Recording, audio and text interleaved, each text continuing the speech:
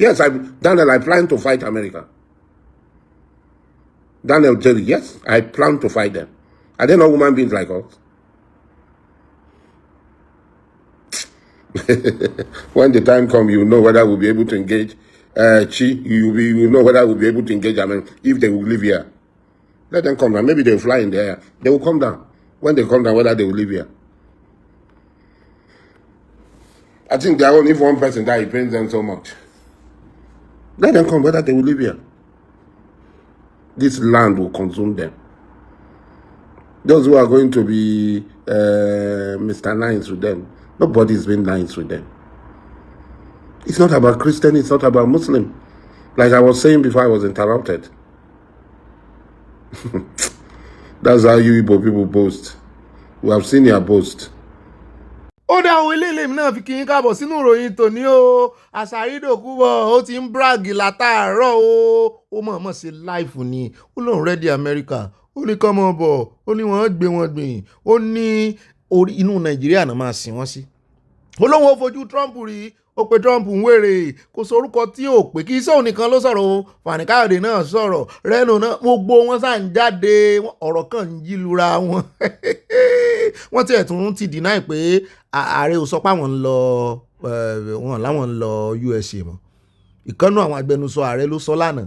Ìmí nínú agbẹnusọ ààrẹ lónìí ló tún jáde tó sọ wípé ààrẹ ò sọ pé àwọn ń lọ USA láti rè bá igbákejì ààrẹ Amẹ́ríkà o tàbí Trump fúnra rẹ̀ o. Ó bá bẹ̀rẹ̀ sí í sọ oríṣiríṣi ọ̀rọ̀ kó bá kún gbé sísòwò rẹ̀. Ó ní ilé ìwé ìròyìn sọ rẹ̀ ní gbègbèkúgbè míwà kò sí ilé ìwé ìròyìn tí ó ti níbi nǹkan bí ìṣẹ́jú mélòó sẹ́yìn báyìí àwọn ilé ìwé ìròyìn Nàìjíríà kan sì tún gbé wípé ààrẹ ń lọ sí Amẹ́ríkà. Ẹ gbọ́ ta ní confusion bá. Confusion ti bírèkì bóònù wọn dọ́bù wàhálà for them dead body. Irú àwọn ilé tó kàn jáde wọ́n á kó bá ààrẹ Tinubu sí ni nítorí kò sorúkọ tán pé Trump kò sí hálẹ̀ tán àmọ́ Trump wọn làwọn ò pa á. Imagine lẹ́nu rú eléyìí kò tí ì lọ dìfẹ́ǹdì orílẹ̀-èdè rẹ̀ kò tí ì lọ solidarize pẹ̀lú Nàìjíríà pé òun fẹ́ mọ́ mú báńdíìtì o kò ṣe o ó jókòó síbì kan ọ̀dẹ́kù ẹni tó ń pè lọ irú àwọn tó yẹ ká máa pè lọ dẹ́kù rè mí ń wá ọ̀rọ̀ ti fẹ̀ lójú kọjá bẹ́ẹ̀ o àwọn ará ibi iṣẹ́ mi lónìí náà bá bẹ̀rẹ̀ sí bí mi ṣé Kristẹni ni ọ́ àbí Mùsùlùmí. Mo dá lóhùn mo ní kí ló dé tẹ̀ ń bí mi ẹ mọ ẹ̀sìn tí mò ń ṣe àbẹ́fẹ́ ṣàbòsí tẹ́lẹ̀ wọ́n láwọn gbọ́ pé wọ́n ń pa àwọn Kristẹni lórílẹ̀‐èdè yín wọ́n ń ṣe mo ní mo wá rò títí ọ̀rọ̀ ti fẹ̀ lójú báyìí ó ti fẹ̀ lójú kò sí nǹkan tí Nàìjíríà lè rí ṣe sí mo gba àwọn eléyìí tí kàn ń fọ́n tọ́ bẹ́ẹ̀ náà ni orílẹ̀‐èdè Chad wọ́n náà ti bọ́dà wọn láwọn ò fẹ́ kí gbogbo àwọn bandits àwọn agbésùmọ̀mí wọ́n náà ti ń rí ọwọ́ wọ́n ti ń rọ́ wá wọ́n fẹ́ wọ ìlú àwọn ẹ̀rù Trump ń bà wọ́n ṣé ẹ rí gbogbo ariwo táwọn ará bíi ń pa wọ́n fi kó bá ààrẹ Tinubu sí ni o. Ẹ jẹ́ àtẹ̀wájú ìròyìn pọ̀ torí ìkànnà àwọn chief NATO ní Europe chief àwọn NATO òun náà ti sọ̀rọ̀ in fact ó ti bá ń pín Nàìjíríà ó ti ń pín Nàìjíríà ní Nàìjíríà náà ẹ bá gbogbo ẹ̀nú àkójọpọ̀ ìròyìn àti gbogbo ọ̀rọ̀ òṣìṣẹ́ náà sọ. Bẹ́ẹ̀ náà ni àwọn tí ọ̀rọ̀ yé à ń gbé wọn bọ̀ bàbá kan tú àṣírí ìròyìn tá a gbé wá fún yín lánàá tá a ní wọ́n pa 12 lẹ́yìn ìgbà tí Trump declare tán sọ wípé 12 lọ́mọ ẹ̀yìn Jésù wọ́n tún confam ẹ̀ fún wa on the 1st ló ṣẹlẹ̀ àti get date àná la fún yín ní location ibi tó ti ṣẹlẹ̀ àtún fún yín date báyìí on the 1st gangan wọ́n ní kò pé 12 hours tí Trump declare kínní.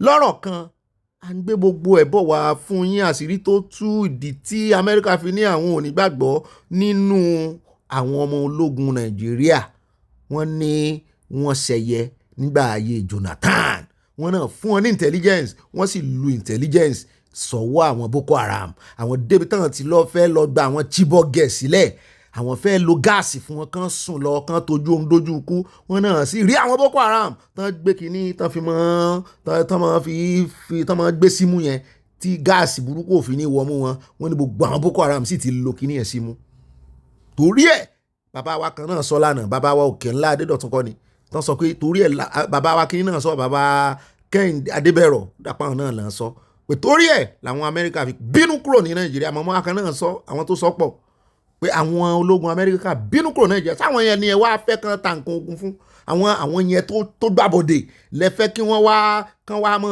jọ wọnú gbó wọ́n ní ìdí táwọn yẹn fi kúrò mẹ́rin yẹn pé wọ́n á kàn fẹ̀mí àwọn ṣòfò ni kò sí bọ́n sì fẹ́ jà bọ́n sì fẹ́ mọ ìjà ajá tó pẹ̀lú àwọn eléyìí tán gbàbọ̀dé fáwọn. ṣùgbọ́n báyìí wọ́n ní àwọn gómìnà 12 nílẹ̀ haúsá àti gbogbo àwọn olórí wọn àti gbogbo àwọn chief judges wọn àti gbogbo àwọn traditional rulers wọn ìṣe emir ìṣe sẹ́ríkì ìṣe sultan mo ti àwọn òkè sultan wà ń bẹ̀ àtàwọn religious leaders wọ́n ní gbogbo wọn pátápátá náà ti fún sanction báyìí. ẹ gbọ́ ìròyìn tòní ó ní agbára. You are in support of America invading Nigeria. 100%. Guns are blazing. I said 100%. Since the government has refused to listen, and leaders have not been helping matters. Wouldn't that affect the sovereignty of Nigeria? That's the question I'm asking. You now have a sovereignty where terrorists are not telling you what to do, Abi. You now have a sovereignty where terrorists are on the dining table with government, telling government what to do, and leaders are supporting it in Moses. That will be my annoyance. Why would anybody utter such words? These are things you should frown at. Who brought them into Nigeria? Was Nigeria like this in 1999? Moses, please be sincere to yourself. Who brought them into Nigeria? What are they doing here? Why are they not in Ghana? Why are they not in Republic of Benin? Please, why are they not in South Africa? You can see, we forgot the genesis of our problem and we are blaming America. Let them come, if that will solve the problem. Since you people don't know what to do, let them come and help us.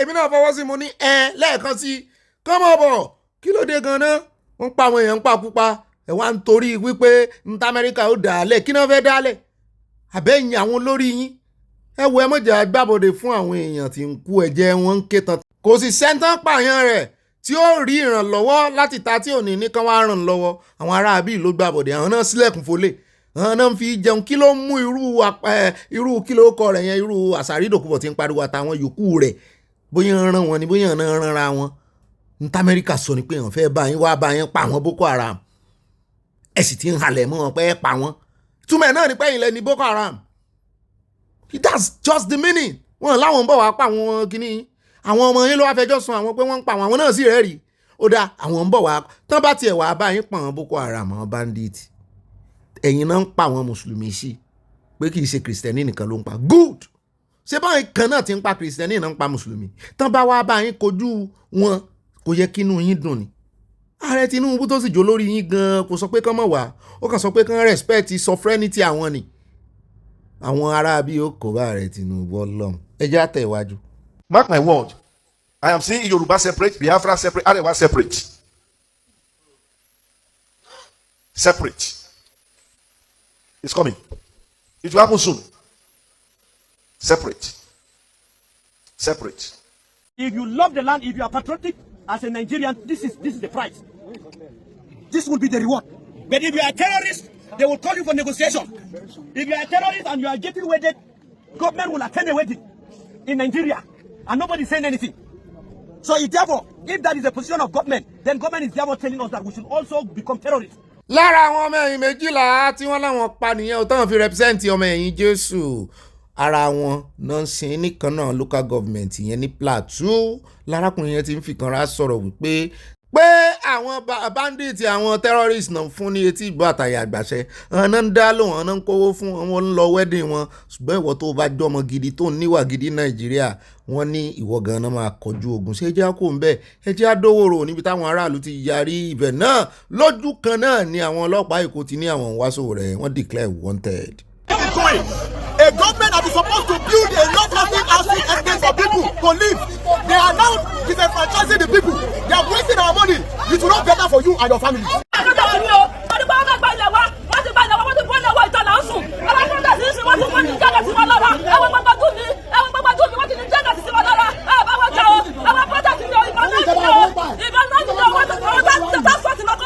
You should report at the nearest police station. I hereby, as the Commissioner of Police, Lagos State Police Command, declare Sowore wanted.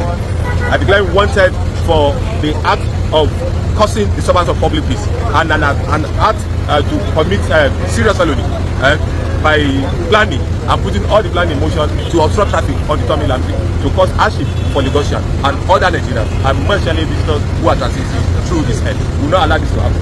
These are the agreement and we ensure that we are closing it on him anywhere he is. He should be aware that we are closing on him. Welat is doing video and he couldn't come down. Let him come down.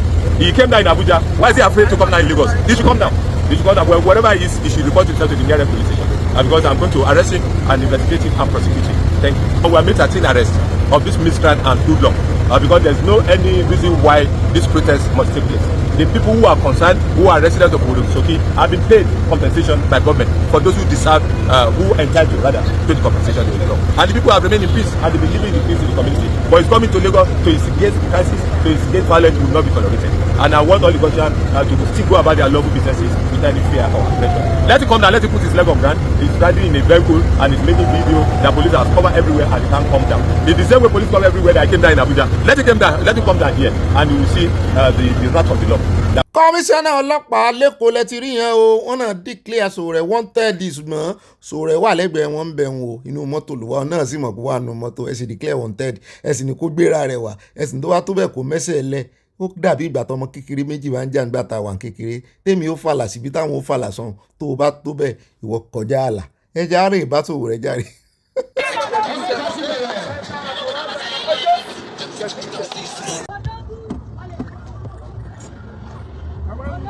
We're in Oworo today and the police is already attacking the victims of demolition.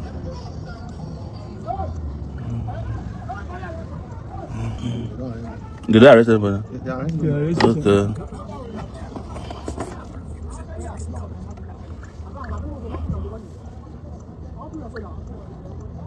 Coming from Oworo,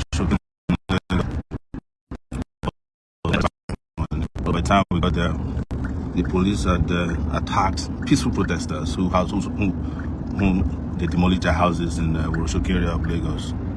And I think they had intelligence that I was approaching the place as you see captured. They were just tear gassing them, and they brought in more reinforcement.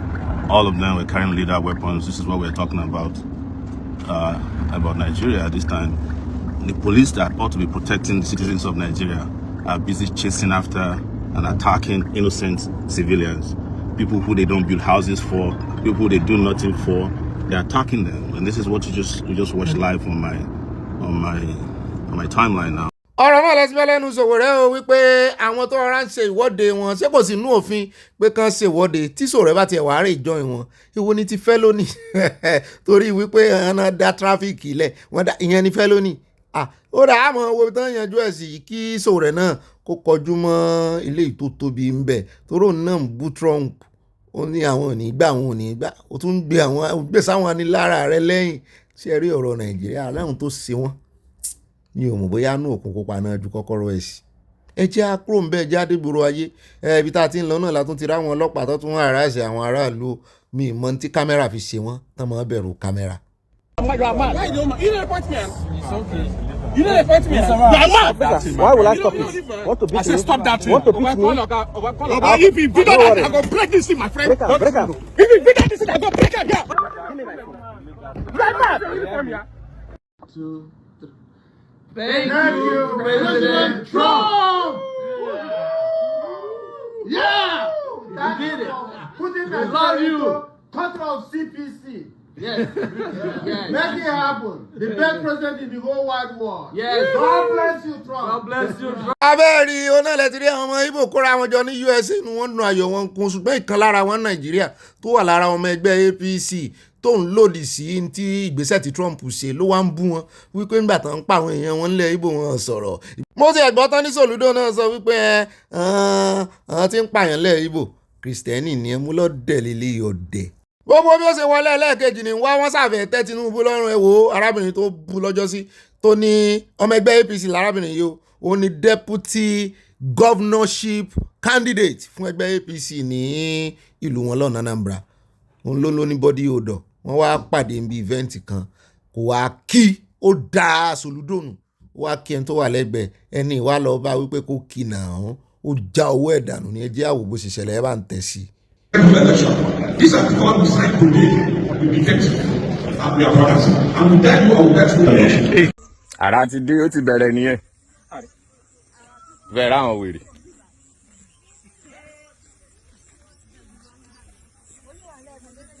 Àwọn Yorùbá kan ṣe gọ̀bá ìtàn fẹnu họra ẹ wo orí oko wọn kì í ṣe ilẹ̀ Haúsá o kì í ṣe ilẹ̀ Fúlàní o lórí ilẹ̀ Yorùbá yẹn o ẹni tó lóko wà ń bẹ̀ o wọ́n ti wá ń ṣe ahéré wọ́n kó màálùú gbàbẹ̀ ọ̀tọ̀ wọ́n tún wá ń ṣe ahéré síbẹ̀ wọ́n fẹ́ gbé bẹ̀ rà ní ẹ̀wò wọn ta ló ń fi wọ́n hàn ẹ wò wọ́n gbogbo wọn rèé o wọ́n sì tún bá wọn jiyàn bẹ́ẹ̀ ìyẹn nìkan lọ pọ̀ ga wọn tó fún wọn ńlẹ̀ wá Yorùbá. ó yọ pa náà. ó yọ kúta. ó yọ àdá. sí bàbá ò tẹ̀lé. bàbá tó yà. ìwọ àdá ìwọ. àbúrò yẹn. ọkọ sí èrè ó yọ àdá lẹ́kọ̀ọ́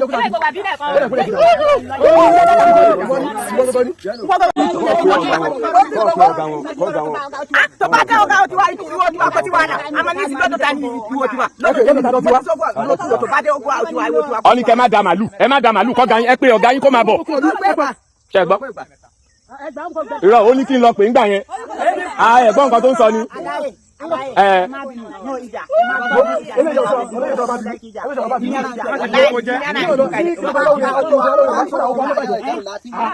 gbogbo kómi lẹ ti bàjẹ́. ẹ má bàa sọ gbogbo yẹn o kílẹ̀ ń bá sọ gbogbo yẹn fún. ó ní kọ́ kó ń bíbà. tí fúlàní bá ti lé wa lórí ilẹ̀ wa bẹ́ẹ̀ ká kúrò lórí ilẹ̀ wa. ẹ wo bá ṣe máa ń waste wọn nìyẹn o wọ́n ṣe máa ń fi àwọn ọmọ Yorùbá tán máa ń waste wọn tán fi máa gún wọn ní nǹkan kan tán fi máa pa wọ́n bọ́n ṣe máa ṣe fídíò tó máa ṣe wẹ̀ẹ́dẹ́ nìyẹn ní kankéré lẹ́yìn ẹ̀dẹ̀ ń fi ṣe é ṣáà náà ti rí báwọn o ó bá ṣẹlẹ̀ sí àní bá kankan nù wọn kẹ́dùn ẹ jẹ́ àkóńbẹ́ ẹ jẹ́ àdé ọ̀dọ̀ ìkànnà àwọn ọ́fíìsà Àmọ̀tẹ́kùn l'Ondo tó ń fi ẹjọ́ ọ̀gá wọn sùn ní lemọ́lemọ́ ó ní àwọn ò tí ì rojútùú sí ọ̀rọ̀ yìí o. ní Ondo State torí kọ̀mándà wa ó lè máa parọ́ fún yín o àwa fi ń yé yín pé kò ní security experience kó dárúkọ ibi tó ti ṣe security tí ó ti join rí tó ti ṣe successfully kó tó kúrò ń bẹ̀. civil defence tán ló ṣe kò ṣe civil defence volunteer ni a ti sọ fún ìgbà kan pé kẹ́ lọ wá orúkọ ẹ̀ ní list àwọn civil defence ẹ̀ lè rórúkọ ẹ̀ ń bẹ̀ volunteer ni ẹni tó bá dẹ̀ ní òun mú pé òun confam pé civil defence ni kó dárúkọ ọ́fíìsì ibi tó ti ṣiṣẹ́ rí ní civil defence àti ẹni tó bá ṣiṣẹ́ ẹni tí òun àti ẹjọ́ ṣiṣẹ́ lọ́fíìsì.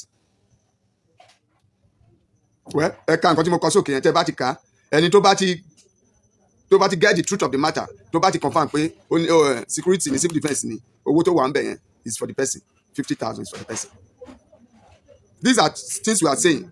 Anyways gbogbo ọ̀rọ̀ tẹ́ ń fà lọ́wọ́ lẹ́sẹ̀ yìí tí ò tiẹ̀ tí ì lójútùú kò kàn wá ó ṣiṣẹ́ ń bì kan rí kò ṣiṣẹ́ ń bì kan rí the only thing tó kàn wá important ń bẹ́ẹ̀ tá a fi lo fídíò yìí náà ni wípé wọ́n ń pè nǹkan kan ní profiling kẹ́ ẹ tó gbàyàn síṣẹ́ kì í ṣe inú iṣẹ́ ológun nìkan náà ti ń ṣe wọ́n á mọ irú èèyàn tó jẹ́ wọ́n á mọ ibi tó ti ń bọ̀ kí ni criteria tẹ́ fi gbà á kí ni requirement tẹ́ fi gbà kí ni curriculum tó náà ń gbé bọ̀ bó o lóun ṣe jẹ́ bó o lẹ́sìn fi èèyàn jẹ́ olórí Àmọ̀tẹ́kùn tí ò ní jẹ́ pé bóyá ó ti jẹ́ ọ̀gá ọlọ́pàá rí tàbí kódà kò jẹ́ ọ̀gá ológun tó bá tiẹ̀ jọ́jà ọ̀gá civil defence lásán náà ni a gbọ́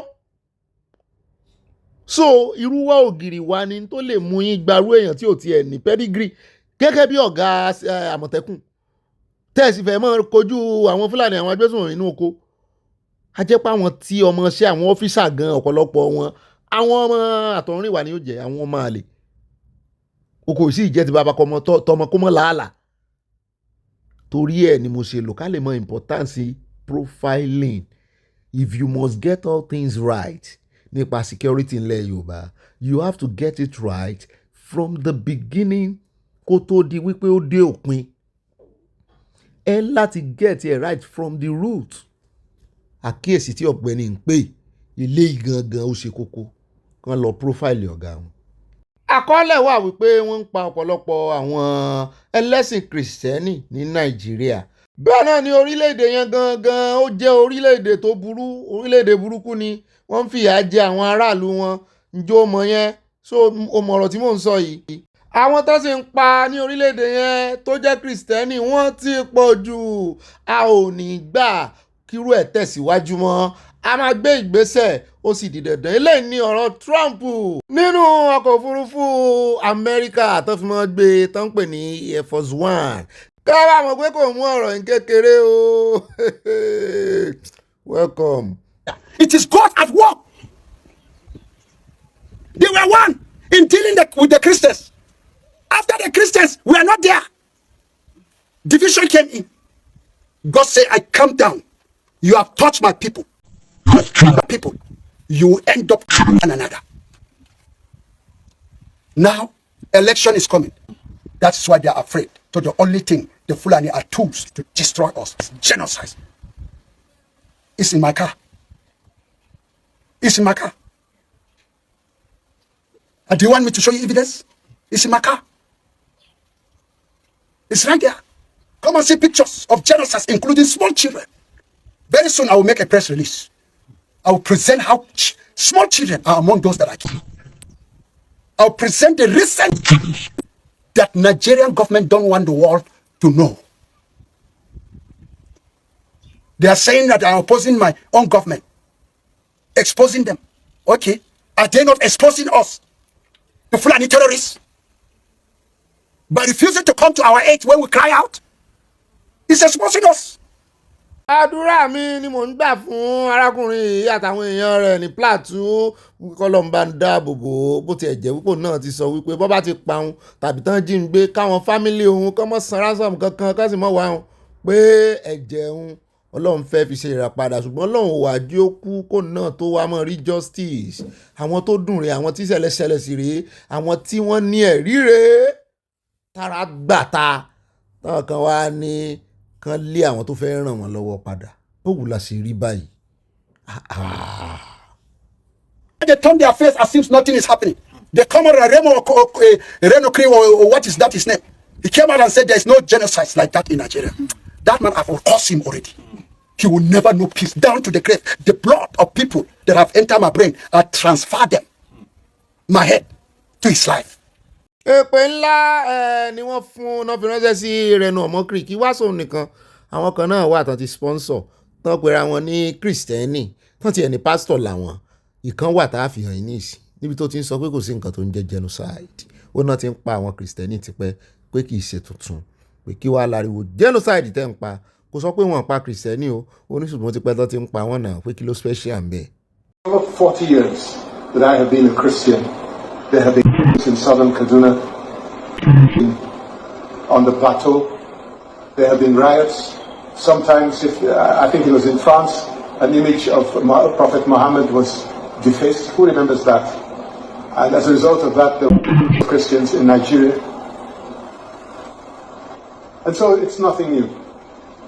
It doesn't amount to genocide. The way the West are talking about it, it's as if a Christian steps on the street, his head will be... And I'm trying to understand this sudden love for Christians. Is it because we now have one of the largest refineries in the world and no longer have to ship raw materials abroad and bring the finished products? Or is it because of the 21st century minerals that we now have in our earth? Ṣùgbọ́n ibi tó ti ń sọ̀rọ̀ náà làwọn ọmọ Nàìjíríà ti ń ṣe oríṣiríṣi èpè fún wípé ǹjẹ́ wọ́n dá sí rí yán gbóhùn rẹ̀ gan lọ́jọ́ táwọn èèyàn ti ń kú. Ó ń fi ẹ̀jẹ̀ ọmọ ènìyàn wé minerals, ó fi ń wé epo. Ìwọ ò lọ ṣiṣẹ́ ìwádìí ẹ̀ kó mọ̀ pé USA gan ti move on ju owó eléyìí lọ technology. Bẹ́ẹ̀ ni wọ́n bá ṣe technology kí lẹ fẹ́ fi epo yín dá lára. Àwọn èèyàn sì ń lọ ṣọ́ọ̀ṣì ẹ̀. Wọ́n láwọn ọ̀pọ̀lọpọ̀ àwọn èèyàn kó ń ṣọ́ọ̀ṣì ẹ̀ o. Ó lóun ti ń ṣe ministry tipẹ́. Ó sì sọ pé wọ́n ti ń pa àwọn èèyàn láti 40 years ago kò mí nǹkan kan. Kí ni expose àwọn oníṣẹ́ ibi gan o? Wọ́n expose àwọn ìka ènìyàn, àwọn mùjẹmùjẹ lábẹ́lẹ̀. Láti 40 years ó fẹ́ nu ara ẹ sọ. Tó o ti ń ṣe ministry ló ti ń gbọ́ tán pa àwọn Kristẹni oníkò amount sí genocide. O kò sì sí ìgbésẹ̀ kò tiẹ̀ kí wọ́n ní north náà tán pa. Mi ò gbọ́ rí. Ó wá jáde ń sìn. Ó wá ní gbogbo yín wá ń jáde ẹ̀ ń sọ̀rọ̀. US ò lóun wọn láwọn ń bọ̀ wá pa yín. Wọn náà ń bọ̀ wá gba mineral sí. Ààrẹ Tinubu tó invite wọn gan wọ́n jọ ń sọ̀rọ̀. Pé ẹ má invade ilẹ̀ wa ìyẹn là ń sọ fún yín àní kẹ́ ẹ má help wa. Ẹ wá wo báwọn ará bí kíní ṣe expose àwọn èèyàn gbogbo èèyàn kan ní pastor o mujẹmujẹ pọ̀ nù. Eléyìí ni ó wà mú wa dé ọ̀dọ̀ ọmọ Àtíkù òun náà tọ̀rọ̀ politics bọ̀ ṣùgbọ́n síbẹ̀ náà áńgù tó ní kálukú bá ti wò ó káṣàgbọ̀n tán sọ ó ní ẹ̀yin ọmọ Nàìjíríà ń bínú nítorí pé wọ́n pe Nàìjíríà ní disgrace country wípé ẹ padà sílé kẹ́ tún ìwà ara yín ṣe pa tí ṣèyí lọ ó dáhùn ẹrú ìkànnà àwọn ẹrú ọmọ ààrẹ torí ó ń gbọ̀n tìyàn lẹ́yìn báyìí ni lẹ́nà bá ní bàbá rẹ̀ wọ́n sì ń wà ní US bàbá rẹ̀ tó jalè ṣé wàá rí gbogbo àríyànjiyàn tó dá Nàìjíríà dúró ṣé rí àríyànjiyàn tí mo máa ń sọ wípé òun náà fi ṣe Nàìjíríà wọ́n kan inú orí igi tán kàn mọ́ kò tí ì wò ó tán kan èso ẹ̀ mọ́ èso 20 ni tó bá tírú ẹ̀ bá wà ó náà fi kan Nàìjíríà mọ́ àgbélébù wípé ẹ máa ṣàríyànjiyàn lọ ìyẹn ló ń fẹ́ wá ẹ̀pù yín láti gbèyìn níjà a jẹ́ pé kà ní yín gbogbo bẹ́ẹ̀ ṣe ní ẹ fẹ́ tún Nàìjíríà ṣe yẹn ẹ wá rí ẹni tó fẹ́ ẹ̀pù yín gangan ní ìsìn ẹ wá kọ̀yìn sí ìka pọ̀ ní Nàìjíríà Ọlọ́run ò gbádùn àwọn mọ́. bẹ́ẹ̀ náà ni àwọn agbẹnusọ ààrẹ méjèèjì èyí tó ní ààrẹ ń lọ láti lọ fíṣítì Trump ìkejì tún jáde ó ní ààrẹ ò lọ mọ́ láti lọ fíṣítì Trump èwo lágbà báyìí confusion ti bírèkì bóònù ṣùgbọ́n àwọn ọmọ Nàìjíríà tó wà ní Washington DC wọ́n náà dúró dè wípé gbogbo ẹni tán bá fẹ́ rán wa bó sàárẹ̀ fúnra rẹ̀ ní ń bọ̀ pé kán sì kó àwọn èèyàn wọn náà jọ àwọn mọ̀ pọ̀ náwọn èèyàn ní USA pé kán kó wọn jọ pé àwọn ọmọojú ajé kò ní sọ àwọn sòótọ́ ọ̀rọ̀ fún gbogbo ayé wípé wọ́n ń pa Kristẹni gan ní Nàìjíríà. Whatever is happening right now is not new. In 2014, don't forget Dr. Abati, you have a situation where APC leaders took themselves from Nigeria, including late General Muhammadu Buhari, who was the then presumption candidate of the APC, and went to meet John Kerry, former Secretary of State, to the US government, and laid down all of this. And you could see that the US took all the things that they said to heart, and since then the US has been documenting everything that's been happening. And close to the 2015 election, John Kerry came to the country, and the US trying to play an influence. Now, if we are reversing the situation, APC is now in government after having chased PDP out, and they are facing the same thing. So our politicians should know that it's not about political party or political actors, it's about the interests of the country. bọ́rọ̀ ṣe máa ń rí nìyẹn tọ́rọ̀ bá ti dé ọ̀dọ̀ àwọn ní propaganda tó dé ọ̀dọ̀ àwọn ní controversy ìgbà táwọn bá ń ṣe tiwọn wọ́n kóra wọn lọ sí USA lọ́dún náà lọ́hùn o tán sọ wípé wọ́n ń pa ààrẹ Tinubu fúnra rẹ̀ fọwọ́ ara ẹ̀ kọ́ sórí Twitter pé wọ́n ń pa Kristẹni jù lábẹ́ ìṣèjọba Jonathan wọ́n wá ń sọ tiyín sìn bẹ́ẹ̀ náà ló ṣe rí lórí ọ̀rọ̀ VAT tax ìgbà náà ààrẹ Tinubu ṣe Biden gbà yẹn wọ́n sọ wípé kán jọ igbákejì ààrẹ Professor Ọ̀ṣínbàjò òun ló náà wá sèkò ńgbà yẹn tán bẹ̀ wípé kán mọ́ fi sí owó VAT ẹ̀yin wá débẹ̀ ẹ̀ ń gbé VAT láwọn èèyàn lórí àwọn èèyàn pariwo lẹ́yìn lórí ẹ̀gbà wọ́n fẹ́ yọ Jonathan náà ti fẹ́ yọ subsidy o ẹ wà lára àwọn tó pariwo wọ́n wá ń ṣe fẹ́yìn náà ní ìsìn ẹlẹ́ẹ̀lì gbà wọ́n lọ fẹjọ́ yín sun US ní ìsìn ẹlẹ́ẹ̀fẹ́ gbà ń tó mú kí wọ́n fi Nàìjíríà sí the same category nígbà tí Jonathan ṣé bẹ́ẹ̀ wà lára àwọn tó complain fún USA wọ́n wá complain yín náà ní ìsìn ara ń kan yín àwọn èèyàn wá ń fi gbé ta wọ́n ń pariwo sùn nígbà tí Jonathan sì rèé USA wá wọ́n wá ràn yín lọ́wọ́ wọ́n establish military base nígbà yẹn o gbogbo ariwo wèrè tán pa kiri nísìnyí mọ̀jẹ̀ kan wá o torí military base o USA ti wá rí o wọ́n establish military base o tẹ́ ẹ bá gbọ́ àṣírí tán tú nínú àkójọpọ̀ ìròyìn náà ni wọ́n ṣe wá tán fẹ́ wá dóòlà àwọn Chibok girls tán dẹ̀ sọ plan tán máa lò wípé gas làwọn máa fín sí àwọn ará bíi ní kìnní tán fi máa kó àwọn òfin yìnbọn lù wọ́n táwọn ò fi ráyè gba àwọn Chibok girls wọ́n ní ọjọ́ tán sì dá pé kán lọ báyìí wọ́n náà sì bá gbogbo àwọn Boko Haram ń bẹ̀ tán ti fi kíní kan báyìí tán máa fi dóòlà gas wọ́n ti fi símú wọ́n wá wò pé ta ló sọ fún wọn ìgbà náà wọ́n pariwo pípé wọ́n fẹ́ gbé military kíní wá o USA wá wọ́n rá àwọn ológun wọn wá o kẹ́ ẹ bá mọ̀ pé àwọn tó wà ń di gbogbo ẹ̀yin tẹ́ ń pariwo pé kí USA mọ̀ wá help ọwọ́ yín ò mọ̀ àtẹ̀yin tẹ́ wà ń lé àtẹ̀yin tẹ́ wà ń ta ọwọ́ yín ò mọ̀. àjọ mọ fídíò ara wa ni ìjà fún yín àjọ mọ fídíò ara wa ni àjọ mọ fídíò ara wa ni àjọ bá yé ara wa jẹ́ ni wọ́n ń gbòòrò àwọn èèyàn ni wọ́n ní kẹ́ ọmọ máa kidnapper àwọn tó ń bí wọ́n ń gbòòrò àwọn kọ̀ àwọn kidnapper ni wọ́n ní kẹ́ lọ sọ ẹ̀dùn bí wàá yẹ ń gbòòrò àwọn mọ́tò kò sí dọ́tí wọn pààyàn ládùúgbò yìí kò sí dọ́tí wọn pààyàn ládùúgbò yìí ọ̀nà bọ̀ eégún lẹ̀ bẹ́ẹ̀ ọ̀nà bọ̀ lẹ̀ bẹ́ẹ̀ ọ̀nà eruku bẹ́ẹ̀ lọ ẹ wá dúró nínú ìgboro sí.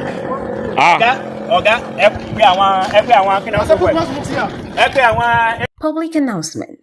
With deep sadness, the Koike families announced the passing of Mrs. Oluremi Ogabikilanko, the beloved mother of Mr. Olayomi Koike, who passed away peacefully in the United Kingdom on Sunday, November 2nd, 2025. Mama Oluremi was a woman of great faith, humility and compassion, whose warmth and wisdom touched many lives. Ó ga lọ́dọ̀ tèmi màmá Yorùbá nation ni mo máa ń pè wọ́n màmá the white lion àkó aráfẹ́rakọ ẹni ire tó lọ láàrin wa o màmá ti lọ sinmi ṣùgbọ́n mo mọ̀ wípé màmá ò mọ̀ fọkàn gbàdúrà fún wa ni wípé Yorùbá nation yẹn ṣe ẹ̀yin ọmọ mi. Ó sojú yín kò ní sẹ́yìn yín gbogbo ẹ̀yin àgbàlagbà tẹ́ wá kú láàrin wa àníwá yín ti báyìí bàbá wa Professor Banji Akintoye àti gbogbo ẹ̀yin àgbàlagbà yòókù ẹ pẹ́ fún wa o ọjọ́ ó jìnnà síra wọn. Koiki Media the white lion ọlọ́run ó dúró tì yín àdúrà wa wà pẹ̀lú yín kọ́lọ́njọ́ kó tẹ́ màmá sáfẹ́fẹ́ rere. Bẹ́ẹ̀ náà nígbà tí mo pe white lion ó ní sọ fún gbogbo ẹ̀yin ọmọ akínni white lion ó ní sọ fún yín pé kò sí wàhálà kò sí yọnu ẹ kàn mọ́ bọ́n gbàdúrà àdúrà ní kẹ́ mọ́ fi ránṣẹ́ pé àdúrà yín náà nídìí ju ẹ bá ń gbàdúrà fún mọ̀mọ́ ẹ bá ń fi àdúrà sin mọ̀mọ́ àtàwọn tán fi ilẹ̀ gbogbo tán fi ilẹ̀ kó má bàjẹ́.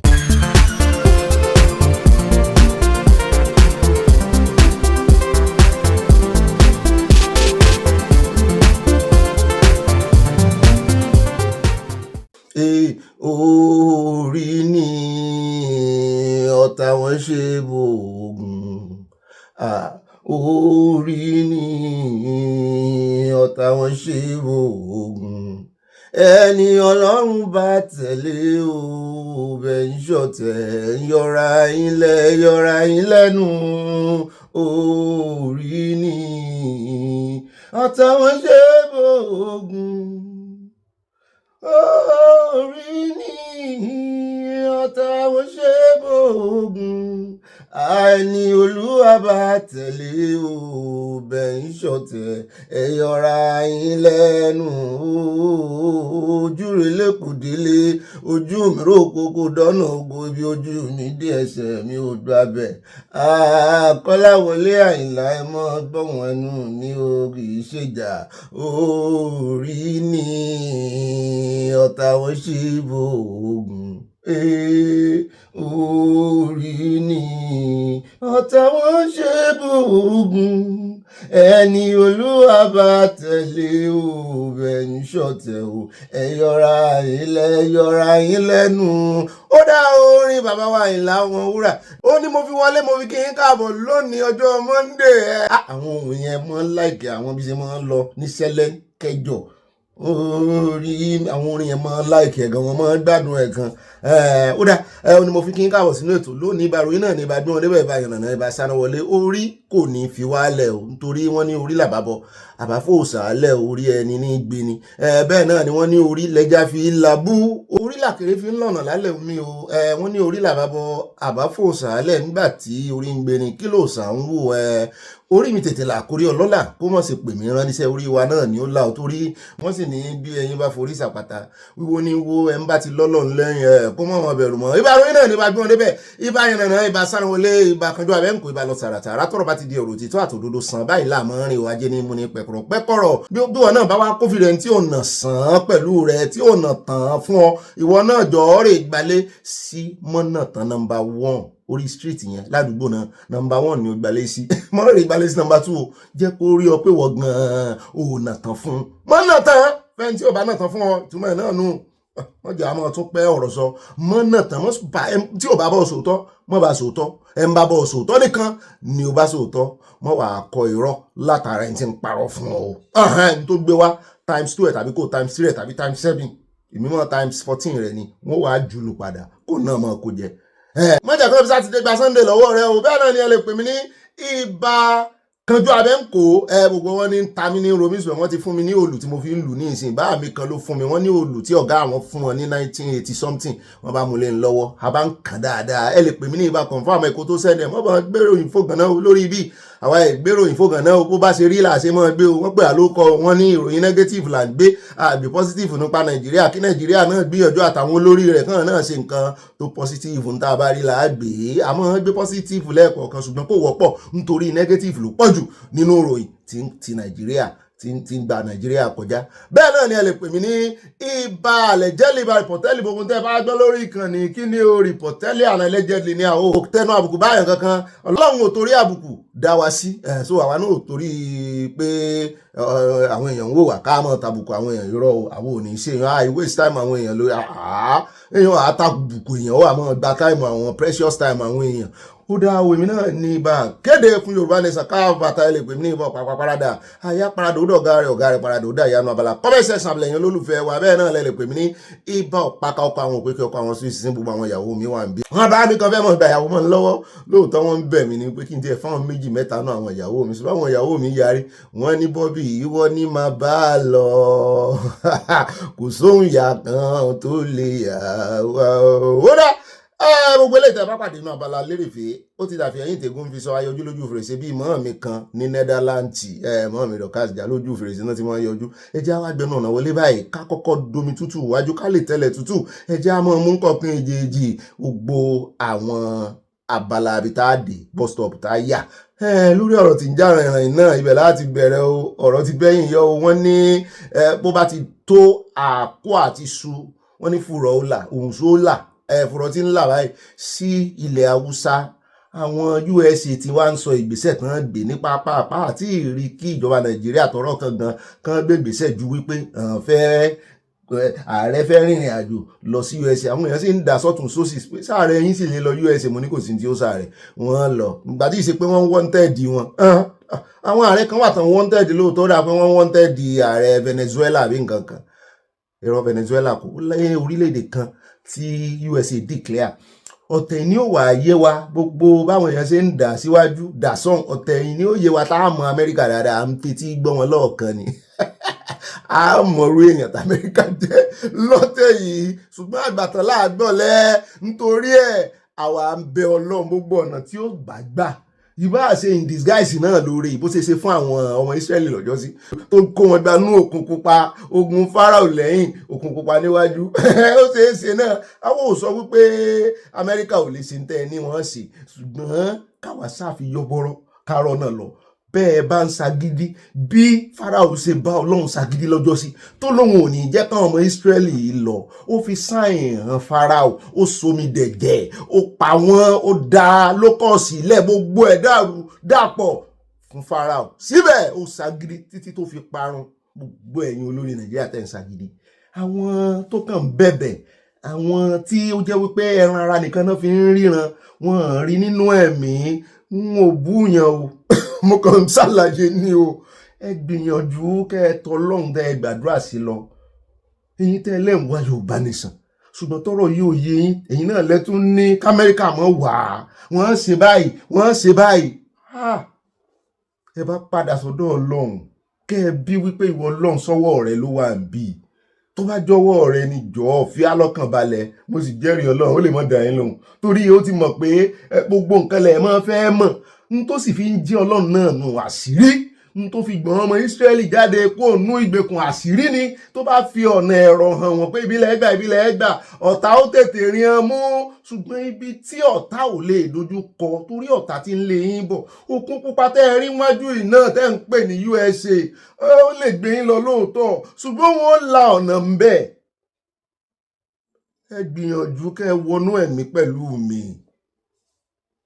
ẹ jù mí lọ́nú ẹ̀mí ẹ mọ̀ jẹ́ káwọn ẹ̀mí ara kó gba ẹ̀mí ara kò lè ṣiṣẹ́ mi ò olùgbàlà gbé mi wọ̀ mo fẹ́ gbé ìwọnú ẹ̀mí lọ ogun ni méjèèjì lóòótọ́ èmi ò sọ pé USA náà mọ́ ogun ni méjèèjì ẹ̀yin ẹ wá gbé ogun tí ń lé yín bọ̀ yìí ẹ gbé kẹ̀gbẹ́kẹ̀gbẹ́ ogun tẹ́ ẹ kọjú yìí kẹ́ ẹ wá fi rẹ́fẹ́rẹ́nsì inú Bíbélì ẹ̀yin tẹ́ ẹ jẹ́ ti Kìrìsìtẹ́nì kí lẹ ń bẹ̀rù sí.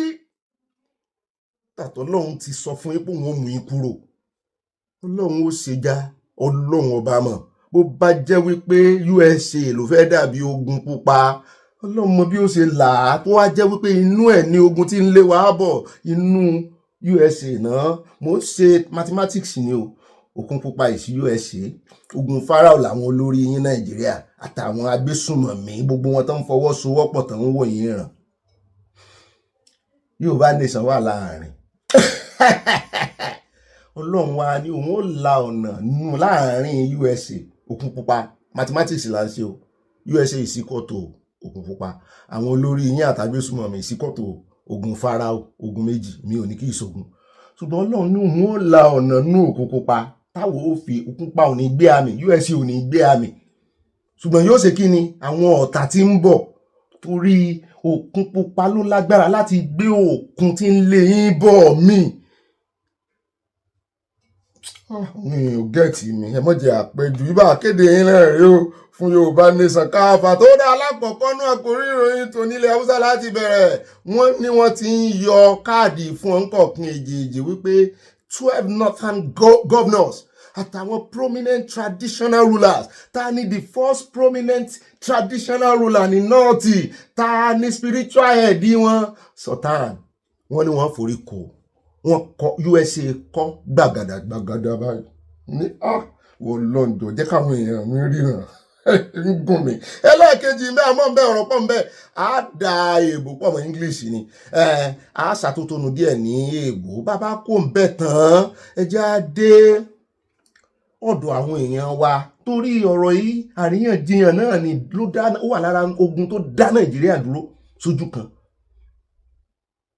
ó wà lára rẹ̀ àríyànjiyàn náà ní ẹkú live program tá a ṣe lánàá àríyànjiyàn náà fẹ́ wọ̀ ṣùgbọ́n Ọlọ́run ó di òye wa Ọlọ́run ó fi wá lọ́kàn balẹ̀ ẹ̀rù náà ni mo mọ̀ torí wọ́n ti gbàgbó ti pọ̀ jù fún ọmọ Nàìjíríà wọn wà á trust anybody mọ́ ṣùgbọ́n àwa fojú sí àgbélébù òun là ń bá rìn Ọlọ́run bá mú wa lọ a mọ ìmọ̀lára rẹ̀ pé Ọlọ́run ló mú wa gbà bíi yóò rìn àjò yìí kò ní gbọ́kàn lọ́lọ́run tán àwọn àbẹ̀rù nídìí èyí àdọ́dọ́ àwọn bàbá wa kan ọ̀dọ̀ Amadi wọ́n wá là fún wa nípele gbogbo òfin tó gba USA láàyè ìsìn látò wá mọ tí USA jẹ́ à ń fetí gbọ́n tẹ́lẹ̀ ni lọ wò wá ní tẹ́lẹ̀ ṣùgbọ́n àfojú wa rí hàn ní ìsìn ẹ̀wọ̀n tó bẹ́ẹ̀ wọ́n lè wá òfin kan ò fààyè gbà wọ́n òfin kan ò ṣe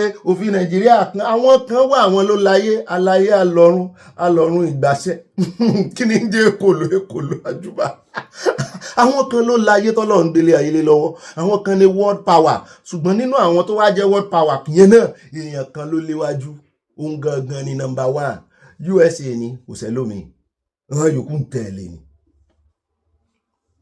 tẹ́ ẹ bá ló fẹ́ wá invade náà ni àwọn wo ló ṣòfin invasion àti non-invasion lórí ìṣẹ́jú wa ní Israel ìjọba tiẹ̀ ní Israel invade Palestine táwọn sì sọ wípé ọ̀rọ̀ agbésùmọ̀mí náà fi invade ibẹ̀ kì í ṣe àwọn aráàlú ohun tí USA náà sọ fún yín nù ohun tó mú USA gbèsè Israel lẹ́yìn bọ́n bá invade yín Israel ń gbèsè wọn lẹ́yìn àwọn wo ló fẹ́ gbèsè yín lẹ́yìn ẹ ń tan ara yín o Ọlọ́run ọba mọ̀ ẹ ń tan ara yín ẹ jẹ́ tètè ya wọlé tẹ ẹsẹ̀ ń sáré pákéèjì tẹ fẹ́ sáré ṣe mítìn gbogbo wa náà láàrí torí yóò ṣojú wa nígbà tí Buhari lọ ọbẹ̀ wọ́n tẹ sí pẹpẹ gbàgede báyìí ní táàrí tán bí ń question láti ìgbà náà Amadi sọ̀rọ̀ bẹ́ẹ̀ náà ni former CAN president náà sọ̀rọ̀ bẹ́ẹ̀ náà ni bàbá kan lọ́ọ̀yà mẹ́tẹ̀ẹ̀ta àmúbọ̀ wà fún yín nípele bá a bá ti wá kó ń bẹ̀ tán à ń lọ Ìjẹ̀bú níbi tá a ti gbọ́ tí wọ́n sọ wípé acting Awùjalẹ̀ ìyẹn ni tó jẹ́ regent ń bẹ̀ mi ò tẹ́ wọ́n ti yan regent mo rò pé wọ́n ní wọ́n yan regent ní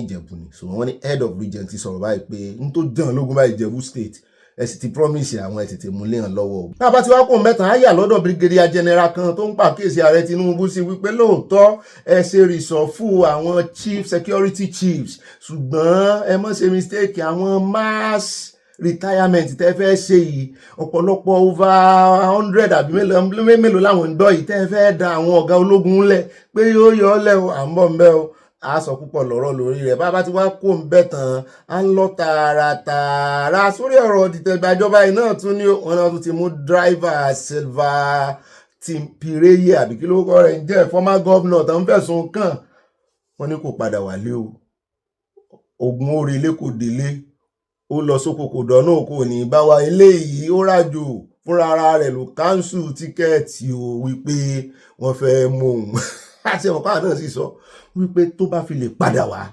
Senegal ló dágbére ó lóun ó ti bẹ̀ yàsá Argentina wọ́n nígbà tó dá Argentina return ticket tó ti rà padà sí Nàìjíríà fúnra ara rẹ̀ ló fọwọ́ ara rẹ̀ cancel ẹ̀ pé òun ò rí ní bọ́ sí góló. Àwa náà sì sọ pé apamutéètì débẹ̀ náà ni pé tó bá fi lè padà wá ní time tó lóhun padà sí Nàìjíríà a jẹ́ wípé ara rẹ̀ mọ́.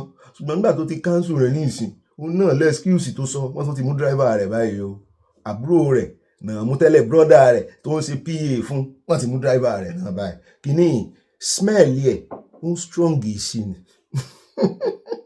À ń bọ̀ ń bẹ́ẹ̀ bó ti ẹ̀ jẹ́ pé ìjọba ń dìnnà ẹ̀ ṣùgbọ́n a mọ̀ tẹnumọ́ èso àtẹnumọ́rùn ò ní jóná. Tá a bá ti wá kó ń bẹ̀ tán à ń lọ sí ọ̀dọ̀ àjọ NDLEA ilé náà láà fi ṣe kòkàrí àlùwàlà nínú abala ti àkórí ìròyìn níbi tí ọwọ́ ti bá arákùnrin kan. Mo wá wo sàkún ọ̀rọ̀ yìí pé àwọn yúùtù Nàìjíríà tán ń pè lọ́jọ́ ọ̀la, gbogbo orílẹ̀-èdè ló lọ́jọ́ ọ̀la. Wọn ọjọ́ ọ̀la Nàìjíríà yìí wọ́n ń ba ayé wọn jẹ́, kò sì yẹ lẹ́yìn àwọn olórí yín àtàwọn alágbára ìlú yìí.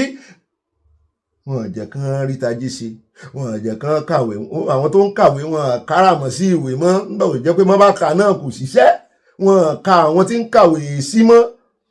Ó bá sá ti lówó wọn fẹ́ mọ̀nà tó gbà lówó. Ń ló dífá fún ọmọ kan tí ń kọrin tó sì ń kọrin dáadáa afrobeat ní ń kọ. Àfi bá a ṣe gbọ́ wípé wọ́n ní tán fi ń tẹ̀ ń dì í. Láìpẹ́ yìí náà ni Pẹ́là ọmọ ológun tá a mọ́ gbàdúrà fún bíi tá a mọ́ ní kẹ́yìn abẹ́ a mọ́ bá gbàdúrà fún kọ́lọ́n sáàbà ń yọ ẹnu tí ẹ̀ náà ń yọ jù kọ́lọ́n jọ torí Bíbélì ní ẹ̀ ń bá lè panu rẹ̀ mọ́ ó pa ayé rẹ̀ mọ́. Ẹ jọ̀ọ́ ẹ mọ́ bá gbàdúrà fún Pẹ́là kò ní ṣubú kò ní ṣubú kò ní ṣubú láti ọlọ́mọ tí náà ò ní ṣubú tèmi náà ò ní ṣubú.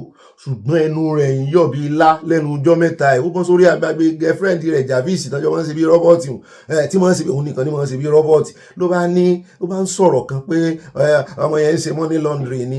Làwọn èèyàn bá fẹ̀ lójú pé ọwọ́ ti bà ọ́. Ẹ sì mọ̀ pé máa ń ṣe ògo kò sí lọ school náà ṣùgbọ́n Ọlọ́run ṣe ògo tó kọjá ẹni tó lọ school fún ó gbélé lọ́wọ́. Kò ní ìdí kó lọ school kó tó rógòlò. Owó pọ̀ lọ́wọ́ rẹ̀ wọ́n fi ń ṣe ambassador wọ́n rẹ̀ endorsement àfi bó ṣe lánú paga. Làwọn èèyàn bá fẹ̀ lójú àwọn tó ti ń wá ṣubú rẹ̀ tẹ́lẹ̀ ló bá ní òun ò kú gbèbò ẹ mọ̀ pé òun ò gbèbò tẹ́lẹ̀.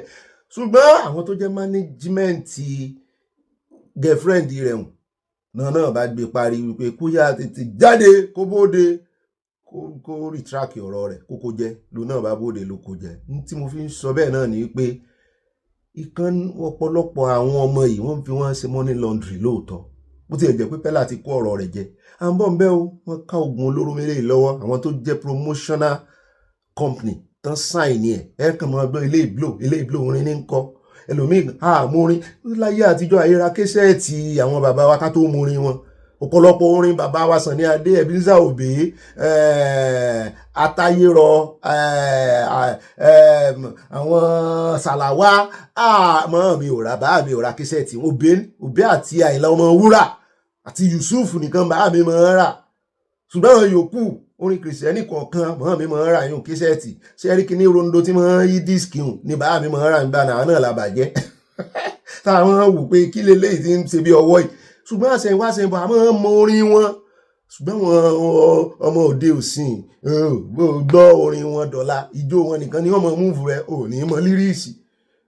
Àròpórí lọ́mọ ń kọ́ ní NDLEA ti tú láṣìírí àwọn àtọ̀gá rẹ̀ consignment tó wọlé láti USA àmúfọ́nrán rẹ̀ bọ̀ bẹ́ẹ̀ náà làá gbé Babafẹ́mi agbẹnusọ àwọn NDLEA wà. Wọ́n tú pẹ̀rẹ́pẹ̀rẹ́ ọ̀rọ̀ àníírí jù báyìí lọ nínú gbogbo àwọn àkòrí ìròyìn torí abala tá à ń wọ̀ lọ ní ìsìn abala tó dùn ni Abala Sanawole pápápá láṣẹ.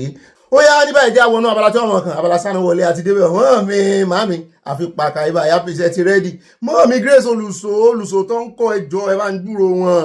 Ó yá ẹjẹ́ àwọn ọ̀nà ayọ̀ wa ẹjẹ́ ẹwẹ́yẹ o kásàbò sí báàmì Akínyẹmí òní báàmì Akínyẹmí òní náà wọ́n ti di kan náà àwọn ìyàwó mi lọ́wọ́ wọ́n rò pé mi ò ní ràn wọ́n rí ẹ̀bọ wájú ẹ̀bọ mọ́ mi Stella Odile yín náà dé lọ́wọ́ mú ókè ẹ kàn fẹ́ fáwọn wájú ni àmú jẹ́rìí yín ẹwẹ́yẹ ẹ ṣe pọ̀ ẹ ṣàbòsí ẹgbẹ́ borùn gbé fìlà àwọn òde fìlà lónìí àfi pàkà yọ̀ọ̀yà kò ní yẹ ẹlẹ́ onú Abala Sanawole ètò ní alákọ̀ọ́kọ́ ń bẹ àjọ nimet Nigeria Meteorology wọ́n tún pe àkíyèsí wa sí ìṣẹ̀lẹ̀ tí ó ṣẹlẹ̀ pé afẹ́fẹ́ yóò fẹ́ o èsì ó wà o bẹ́ẹ̀ náà làwọn dust yóò gba ojú afẹ́fẹ́ gan ojú ọ̀run bẹ́ẹ̀ náà làwọn dust ìdọ̀tí yóò gba ojú ọ̀run kan o wọ́n ní ká ẹ mọ́ múra rẹ̀ lẹ́ o wọ́n ní láti ọjọ́ Monday lónìí títí di Wednesday wọ́n nílẹ̀ Haúsá ní ìdọ̀tí ó ti pọ̀ jù mọ́ nígbà tí mi náà sáàfù ń bẹ tá a bá lọ méèkì kọ́ọ̀lù ńgbà yẹn báyìí kò tí ì sí nẹ́tíwọ̀kì iṣẹ́ ń wá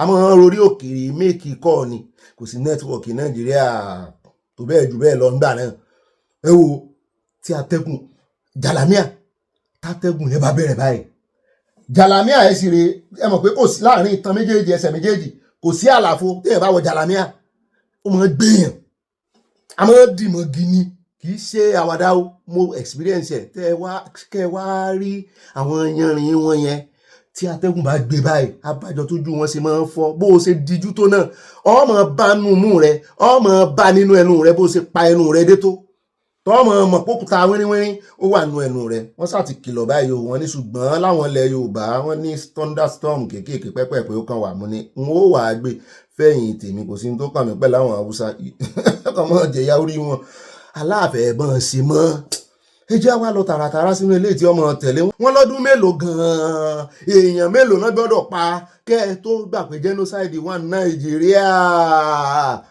former camp president ló ganu sọ̀rọ̀ wọ́n ní àwọn kìrìsìtẹ́nì kégbàjarè wọ́n pariwo ẹ̀yin mùsùlùmí ẹ̀yin náà kégbàjarè kẹ́ pariwo aninilára kan náà ló fẹ́ gbẹ̀mí yín wọ́n sì láwọn mùsùlùmí tán ń pa wọ́n ń pa mùsùlùmí lóòótọ́ wọ́n ní ṣùgbọ́n àwọn mùsùlùmí tán ń pa àwọn mùsùlùmí alálàáfíà tí yóò bá wọn ní ìmọ̀ líle tán sì ti mọ̀ pọ̀ fẹ́ tú àṣírí àwọn láwọn local government táwọn Boko Haram wà tán ti mọ̀ pé àwọn náà ń ṣòfófó àwọn wọn láwọn mùsùlùmí tán ń pa nìyẹn nílẹ̀ Àkúsà mọ́ ọmọ wa Adébáyọ̀ náà wọ́n sì ṣàlàyé fún àwọn ní Màdúgùrì náà bí wọn sí ṣùgbọ́n Yorùbá nìyẹn ẹ rí inú abala comment section wọ́n sọ oríṣi mùsùlùmí méjì tó wà nílẹ̀ Haúsá wọ́n láwọn kan zangi zaki àbí nǹkan kan náà pé ẹ bá ń bẹ̀sà àwọn kan alálàáfíà àwọn kan tí ò lálàáfíà wọ́n láwọn alálàáfíà yẹn náà ń pa bá a ṣe gbọ́ so nídìí èyí wọ́n ń pa kìrìsìtẹ́nì ọdún mélòó wá ni ẹ fẹ́ kàn fi pa wọ́n ọdún mélòó ni Boko Haram ti ń jàbọ̀ ní ìsìn ǹjẹ́ ò ti lé 15 years ọdún mélòó lẹ fẹ́ kàn fi pa àwọn èèyàn kẹ́ tó mọ̀ pé genocide ni bí Christian ṣe pariwo bẹ́ẹ̀ yẹ kí mùsùlùmí náà ní genocide ń tàwọn náà ni kákú mọ̀ wípé a ní ìdìrànlọ́wọ́ ṣùgbọ́n àbòsí náà ni ẹ bá ń tẹ̀sí lábẹ́ ẹja gbọ́n lẹ́nu wọn náà fojú àwọn rí nígbà táwọn jẹ́ can president pé wọ́n pariwo láwọn lórí. That was a very sad development for our nation. We shouldn't have allowed that insecurity, the wanting of innocent people to have gone for so long in our nation. What were we waiting for up till now? Are we saying that they have not enough for other people to see it as genocide? For the past 16 years, in 2009, we have been battling with Islamic fundamentalists, killing and maiming people. And you know, when I was president of Christian Association of Nigeria, I was almost on the news every day shouting and crying because of what my eyes were seeing. Innocent people being buried like that, government after government, with hope that this thing will be nipped in the bud to no avail, without any result. So why did we, allow ourselves to be found in this place where we have found ourselves? And we cannot call the statement from the American president as a joke, or somebody that is talking like somebody is ignorant and doesn't know what he's doing. You know, it is not here that they just put people in government without doing the background check. So that man knows what he's doing. And there are some people that cannot continue to just sit in hope that their blood said will be stopped. And it will be stopped years after year and it not stop and they will not talk. Why did we get ourselves to this place? Why didn't our government nip this matter in the bud before now? This is the very sad development for our nation because number one, ranking Nigeria among the nations that of particular concern in terms of religious freedom is a bad label. It's not good for us because of these implications. Certain aids may not come, certain military assistance may not come again, and this is a country that is not manufacturing major military hardwares. We depend on other nations, especially on United States of America. Why did we put ourselves in this place? To the extent that the man tagged Nigeria a disgraced country. Is that a good label? And the burden of responsibility is on our leadership.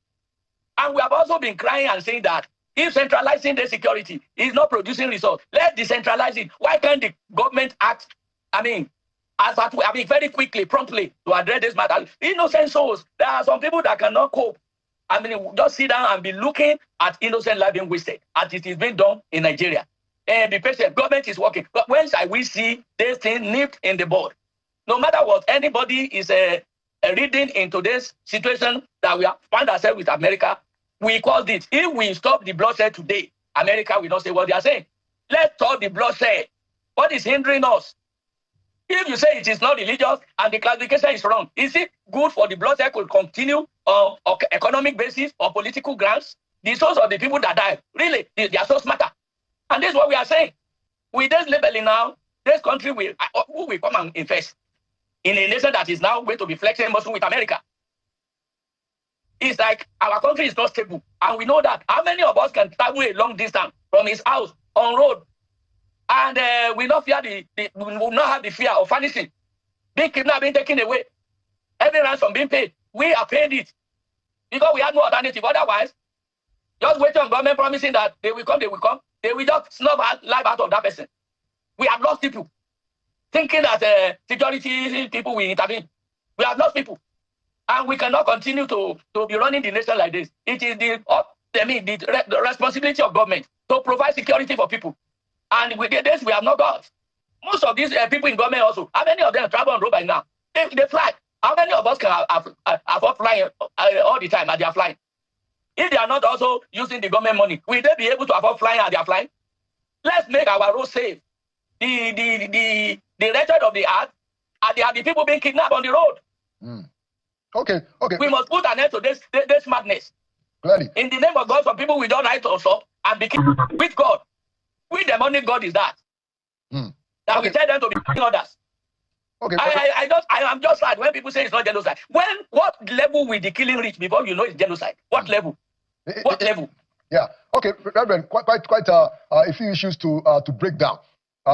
So President Donald Trump, in a gap of 48 hours, made two very significant statements on this matter.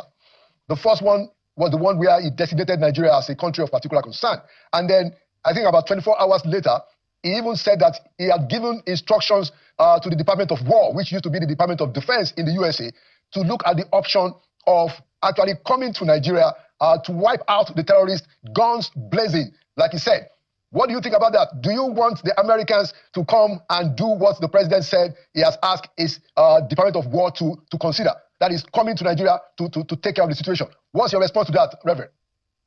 No Nigerian wants that.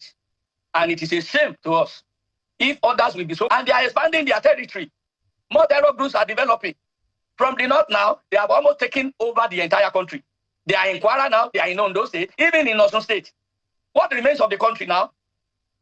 Don't we have government? Is that the way we will be sitting and blood will be wasted on human grounds, moral grounds? Some nations can no longer be waiting on our government to be promising without delivering that they will bring an end to this matter. Let the president of Nigeria please reach out to Donald Trump, reassure him, and if there is any help that the government needs from the American government, let them request for it.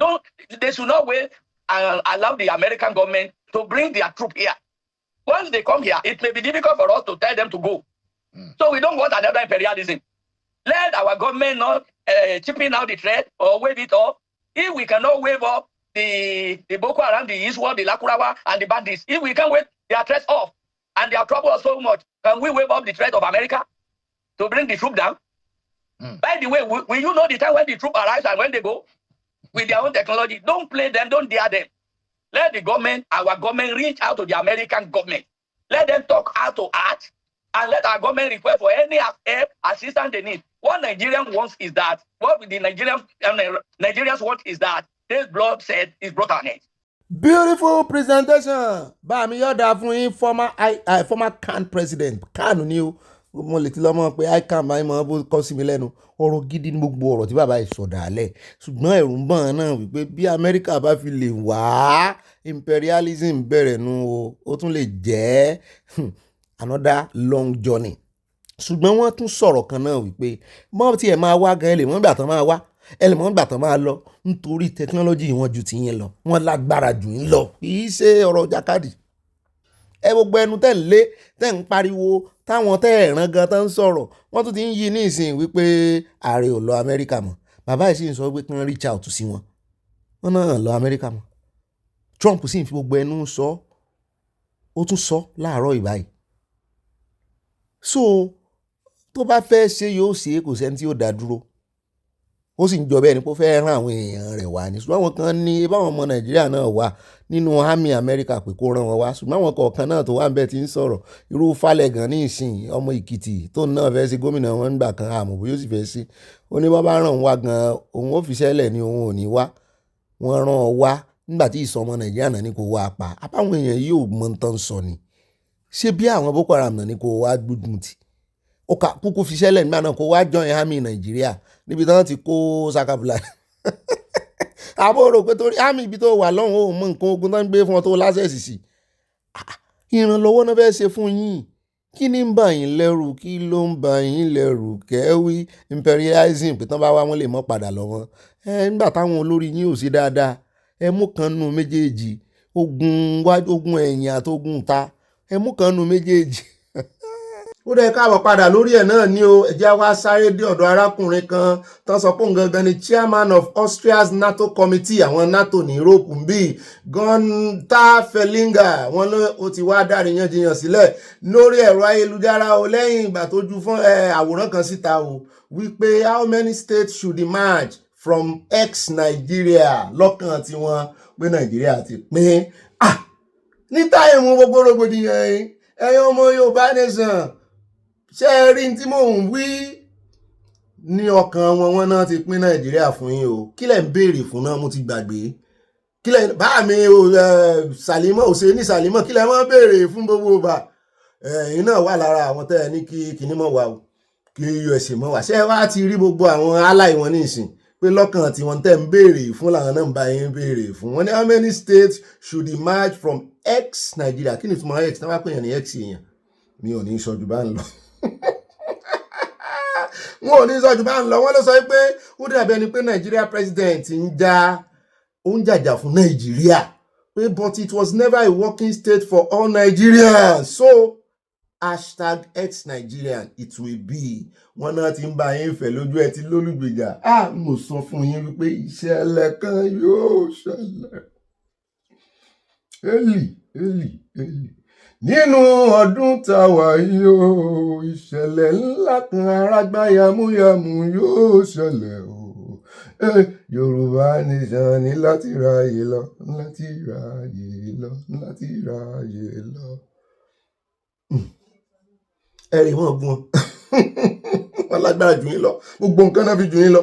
Ó ní wọ́n ní Bọ́lá Ahmed Tinubu wá dáhùn wípé Nigeria stands firmly as a democracy governed by constitutional guarantees of religious liberty. Since 2023, our administration has maintained an open and active engagement with Christians and Muslim leaders alike and continue to address security challenges which affect wọ́n ní yóò náà fi dára àwọn lóhùn. Ṣùgbọ́n ẹjẹ́ àmọ́ ohun tó mú odidi olórí NATO ní Austria tó fi sọ̀rọ̀ yìí. Ṣùgbọ́n bí láti sọ náà ni àṣàrídòkúbọ̀ lóhun òsì ń bẹ́ o pẹ̀lú gbogbo rẹ̀gálẹ́ àsọnù, rẹ̀gálẹ́ àti òní bá wáyé lọ́jọ́ mi, rẹ̀gálẹ́ àti ìṣe ti traditional àwọn bẹ́mi ṣe ń wo ó jọ tàwọn British, kì í ṣẹ̀yìn lẹ́ni bẹ́ẹ̀ bá wá dé orí rẹ̀ àti òkèrè tó kó sórí gan ìyẹ̀yìn kọ́ lẹ́ni, gbogbo ohun tó wọ ara yìí is not locally made. Wọ́n sọ̀rọ̀ ó ní àṣàrídòkúbọ̀ wants Trump, Nigeria will be the graveyard if any invasion. Ìwọ náà sìn bẹ́ẹ̀. Tony, let them come now. Allow the Americans to come. Which America? We are growing up. We said 12 days war. How many days war had gone?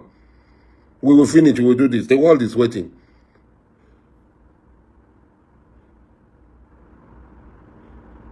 The world is waiting. The monopoly in science and so on by one group of people is gone. We have entered a new era where everybody hides is open. So many empires had risen. We saw the Egyptian Empire. We saw the Greek Empire. We saw the Roman Empire. We saw Persia. We even saw the Muslim Empire. They all fell. Maybe Trump is the coroner for the fall of the American Empire. Maybe Trump is the coroner for the fall of the American Empire.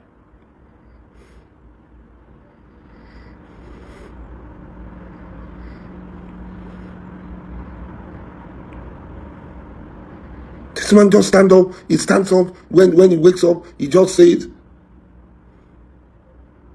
He just says whatever. Are we talking of Muslims or am I not a Muslim? Am I not a Muslim?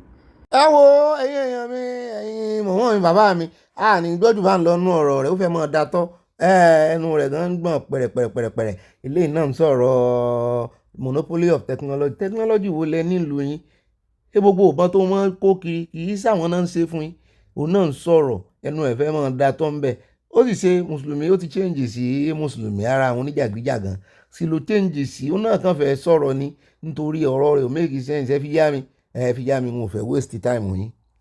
ibi àyè gbà yín ló yẹ kí wọ̀nyí náà lẹ́nu ọ̀rọ̀ ẹ̀yin militant ẹni tí ò ṣe militant tó jọ́ ọmọ wa gan-an tí ń defend ìran rẹ̀ kò bá yín jàjẹ́ epo kò bá yín fi ṣe bísínẹ́sì kò gbowó lọ́wọ́ yín owó ọwọ́ rẹ̀ ẹ tún gbẹ́sẹ̀ lé orí Sunday Igboho le ọmọ Yorùbá tó bá tún tako ìgbédìde àbí ìgbésẹ̀ tọ́lọ́run gbé yìí Ọlọ́run ó mú yín ojú bá náà lọ torí ẹ padà lọ́nú ẹ̀mí ojú ẹ̀mí lẹ́ẹ̀ fi wo eléyìí kẹ́ kó tó yé yín ẹ má fojú ara wò ó ẹ fẹ́ràn Sunday Igboho ẹ fẹ́ràn Sunday Igboho bẹ́ẹ̀ bá fẹ́ràn ẹ̀dùnúdẹ́nu ẹ jẹ́ k'Ọlọ́run ṣiṣẹ́ ọwọ́ rẹ o ìdájọ́ ti dé ìdájọ́ ti dé.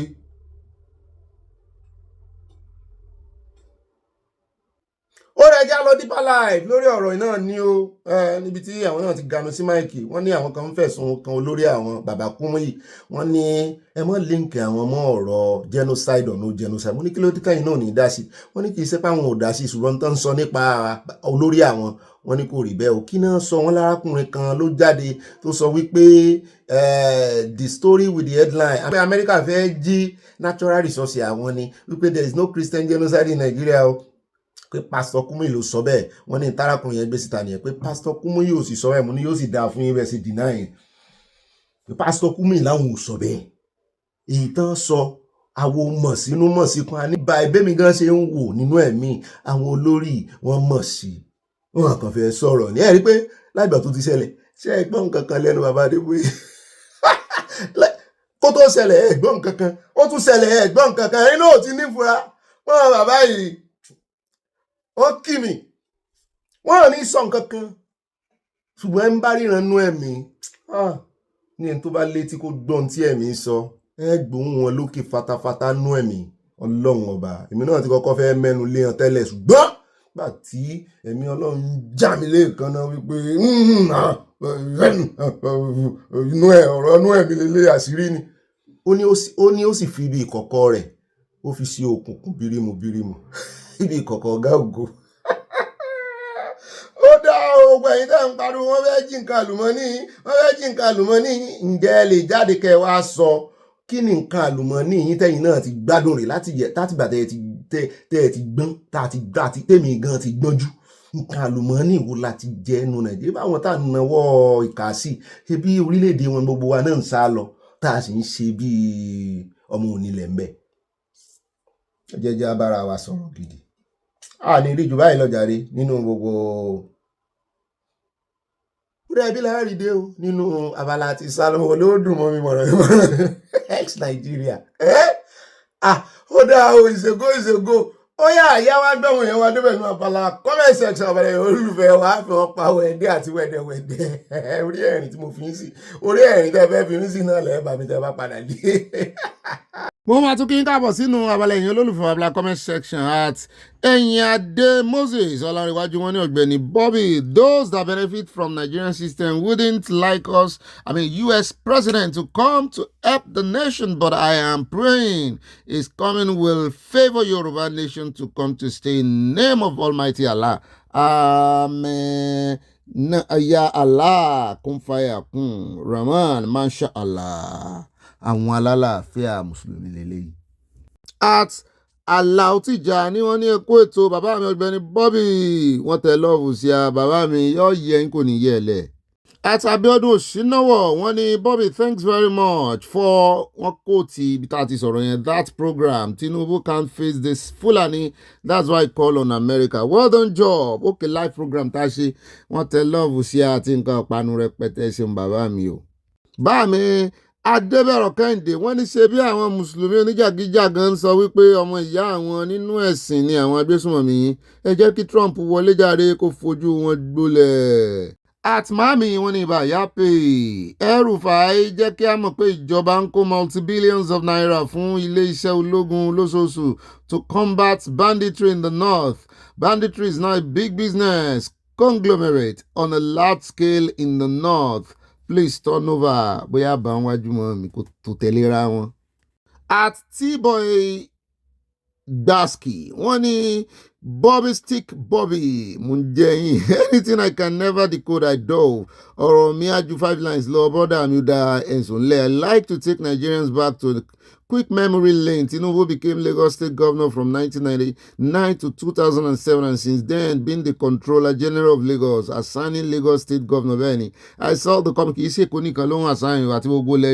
I saw this coming before he became the president that he will make sure Nigeria remains under his armpit, monopolized till he kpai, just like Lagos State. That's why he's making Nigeria's one-party system country and it's obviously working out for him. Jara Sisi Ayao to walk and never stumble. One love from Maryland, USA. Want to love you. May you walk to and never stumble.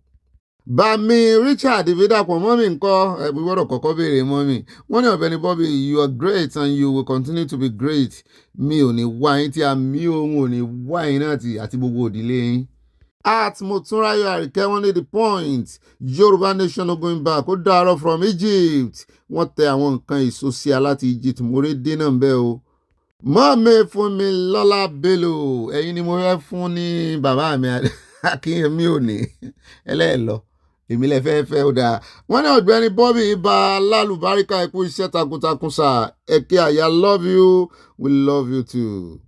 At Florence Fágbèmí wọ́n ní Ọ̀gbẹ́ni Bobby àtàyè ẹ̀kú ìsinmi tò ní o mú rí aṣọ ogun lára àyà ṣé kìí ṣe pé àyà fẹ́ lọ bá Amẹ́ríkà jà ní Nàìjíríà pẹ̀lú àwọn Fúlàní ni. Gbogbo ilé akóòsù tuntun wọn tẹ lọ́ọ̀fì àti nǹkan panu o báyà sì máa ń wọ nǹkan rẹ̀ kiri nù. Mommy Debbie Ajewole Precious. One Precious Ogbeni Bobby, happy Sunday. Thank you for your news reels today. God will continue to bless you with his grace and goodness. More success and God's guidance each day. Amen. Love to you and Ayahu Yoba Debbie Ajewole. Mommy, we'll be pelana so the live program by money. Mugbung for the first time. God bless you. Have a great week. Bẹ́ẹ̀ ni ẹja lọ sọ́dọ̀ at E-Love Abọ́sẹ̀dé. Wọ́n ní ẹkú ètò Obi Ọlọ́run nítò Obi tiwa ẹkú ọjọ́ mẹ́ta àbọ̀ Ọlọ́run adájú lórí wa tẹ̀bí tara àmì o. Ìdájọ́ Olúwa ti dé lórí àwọn aṣebi Nàìjíríà Oòduà Nation kíákíá a kú oṣù tuntun wọn tẹ lọ́ọ̀fù sí a o. Ó ti dé lóòótọ́ àwa la béèrè fún ìdájọ́ òdodo pé àṣírí tó tú ti tó kó bá wa mú ọjọ́ ẹ̀san wa. Ọlọ́run sì ti wá mú dé. Àwọn èèyàn ò rí inú ẹ̀mí tara wọ́n fi ọ̀rọ̀ ara wọ́n fi ń judge. At Felicia Olise Meka wọ́n ní Feli Hondo ìyàwó the newest ìyàwó tí mo fẹ́ lé gbogbo yín. At Feli Hondo wọ́n ní afternoon Ọ̀gbẹ́ni Bobby. At Olúṣọlá Adébáyọ̀ wọ́n ní Obi ìzàlá yàtọ̀ sí dẹ̀ríkà o nínú ẹ̀yà mùsùlùmí kì í sábà sí àlàáfíà níbi tí ìzàlá bá wà. Dẹ̀ríkà ní àwọn mùsùlùmí alálàáfíà tí àtijọ́ ní gbogbo òkè ọya tẹ́lẹ̀ rí gẹ́gẹ́ bí òye tí mo ní nípa bíbí mi ní ìlú Mẹ̀dúgùrì títí tí mo fi wọ ilé ọkọ wọn tẹ lọ́ọ̀ sí àmọ́ mi Haúsá gidi nìyí o. Ṣùgbọ́n mo Yorùbá tàtà nìyẹn. Bẹ́ẹ̀ náà ni at Nurudeen Murtala àwọn Ọ̀gbẹ́ni Bobby tiwa ibà ìyá ibà tí ń kú mi náà tí ń kú yóò ibà confam ẹ̀kọ́ tó sẹ́ǹdì ẹ̀. My brother, are you sure Tinubu yóò wá sí America? Ire o from New York City ẹ mọ̀ retí wọn wà wọn tó bẹ́ẹ̀ kan mọ́ wà báyìí wọ́n tẹ lọ́ọ̀bù sí àkànbá wà kò sí nǹkan tí America fi ṣe sí wọn lè mú wọn lẹ̀ wọ́n lè mú wọn lẹ̀ torí olórí kínní ni wọ́n sì declare àwọn wanted. Bẹ́ẹ̀ náà ni ẹjẹ́ á lọ tààràtààrà sí ọ̀dọ̀ mọ́ọ̀mí Josephine Aláwìyé wọ́n ní olódodo kò ní kú sípò ìka àwọn ìka o kólódodo náà ṣe kí ni kó yára rẹ̀ bírèèni ni o. Lọ kéde ayọ̀ fún gbogbo ayé òbí àtàyà ti ṣẹ́gun àwọn alábòsí bẹ́ẹ̀ ni àdúrà yín ti gbà blessed original gbé wọn débẹ̀ wọn tẹ̀lé ọ̀sẹ̀ àti nǹkan panu. Bíbélì ní àwọn èèyàn mi ń ṣègbè nítorí pé wọn ò nímọ̀ gbogbo wọn ló kó pọ̀ àwọn èèyàn rẹ̀ olódodo wà nú àwọn èèyàn rẹ̀ olódodo ló ti ẹ̀ pọ̀ jù mẹ́ so olódodo tí ò bá ní ìmọ̀ mọ́ mi a gbọ́dọ̀ fi ìmọ̀ kún.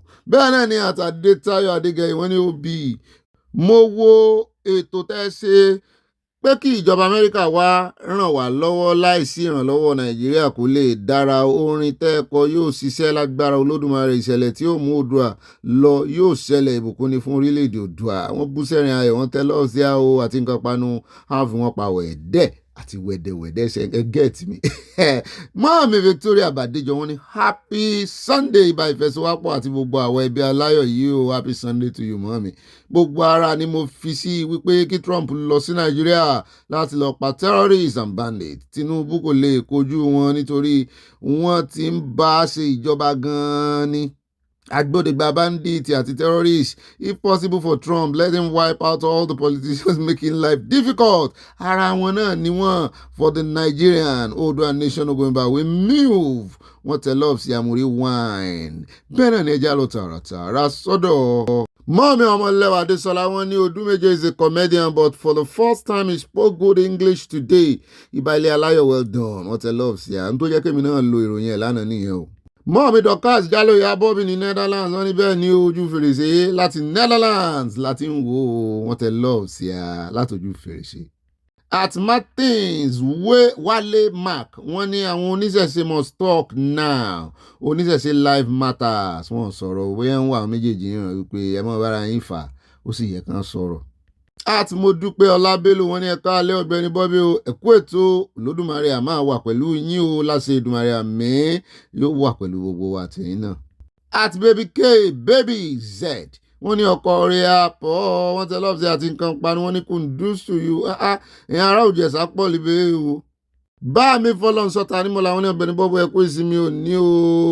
Wọ́n ní ọ̀rọ̀ lórí wọ́n ń pa Kristẹni ní Nàìjíríà ṣe bí àwọn Mùsùlùmí ló ń pààyàn ní Nàìjíríà àwọn Mùsùlùmí oníjìhádìsì ni o àwọn Mùsùlùmí alálàáfíà náà pọ̀ ń bí o. Wọ́n ní ilé tí mo bá àwọn ará Òkè Ọya jìnjìnmí ti bá wọn jìnnìjìnnì lẹ́fẹ̀ẹ́kọ̀ jìnnìjìnnì ti bá wọn àwọn tó ń bá ààrẹ ṣiṣẹ́ onírọ́ ni gbogbo wọn ọ̀tá ààrẹ ni wọ́n Oòduà nation Ogbenba àwọn tẹ̀lé ọ̀sẹ̀ àti nǹkan panu. At Kẹ́hìndé Òsèní Sàlẹ́mọ̀ ọmọ òwò olódò ọba tòótọ́ wọ́n ní kí Nàìjíríà pín ní ọ̀nà àbáyọ capital letter náà fi kọ pín yẹn àti ọ̀nà. Mọ́ọ̀mí Dorcas Jálò wọ́n ní congratulations ma ìgbà ọdún kan lórúkọ Jésù àṣẹ iṣẹ́ mi ò mọ̀mọ́ wa bómibómi love bómibómi love lèmi wọ́n pè wọ́n àwọn náà ń kí fún ọjọ́ ìbí wọn ẹ̀mí wọn sọ̀pọ̀ ẹ̀mí tiwa náà sọ̀pọ̀ lọ́pọ̀ ẹ̀ láyé. Mọ́ọ̀mí Stella Odele wọ́n ní Ọ̀gbẹ́ni Bọ́bí ẹ̀ka alẹ́ o wọ́n ní ẹjọ́ o ó ti wá dójú ẹ̀ báyìí o bàbá Èkìtì ti pariwo pé ń ṣe ni agbésùnmọ̀mí ń lọ ń kan ilẹ̀kùn lóru ní Kogi tó ń kó gbogbo fámìlì wọ́n á fi èèyàn kan sílẹ̀ kó ń lọ mọ́ wá owó tán fi gbà wọn yòókù ó lágbára Oòduà nation Ogbenba àwọn tẹ lọ́ọ̀sì àti nǹkan panu o ó lágbára o àwọn kan sì ní negative news là ń gbé àti à ń retí wọn kan wá kán gbé positive news wà ká lè bá wọn gbé o àrọ́wọ́ wọn nu comment section. Bẹ́ẹ̀ náà ni Mọ́ọ̀mí Mary Odùnúyì wọ́n ní Bọ́bí mi tòótọ́ Fúlàní ti wọ̀ wá láàrin gan o gbogbo ọ̀kadà àti márúwá tí à ń wọ̀ àwọn ní kí wọ́n bá wa palẹ̀ wọn mọ́ Oòduà nation no going back kíré wọn tẹ lọ́ọ̀sì àti nǹkan panu. At Ahmed Akinlabi wọ́n ní mo kí yín o bàbá Bọ́bí mi náà kí yín bá mi o. The USA only wants the arrest of Gumi and his cohort who were on the watch list. They were the one behind his deportation from Saudi Arabia. He is going to be arrested in the next 3 weeks. Wàhálà Nàìjíríà pẹ̀lú USA ló bá tán wọ́n tẹ lọ́ọ̀ sí àkámọ́ owó torí inú ìròyìn lónìí náà wọ́n ti dárúkọ àwọn gómìnà ilẹ̀ Haúsá 12 kan gbogbo wọn àbí 14. Bẹ́ẹ̀ náà ni ẹjẹ́ alọ́sọ́dọ̀ bá mi Adésínà Ọládẹ́ǹdé àdúrà ní bá mi mọ́ gbà fún mi yóò yẹ yín bá mi gba àwọn ọmọ yín ọmọ wọn ní ráhùn. Wọ́n ní Ọ̀gbẹ́ni Bobby á dára fún ìwọ àti ìdílé àmì o, àwọn ìdílé mi náà rèé. Wọ́n ní mo tọrọ ẹ̀mí gígùn àtàlàáfíà fún ìyá tó bí ẹ àmì o.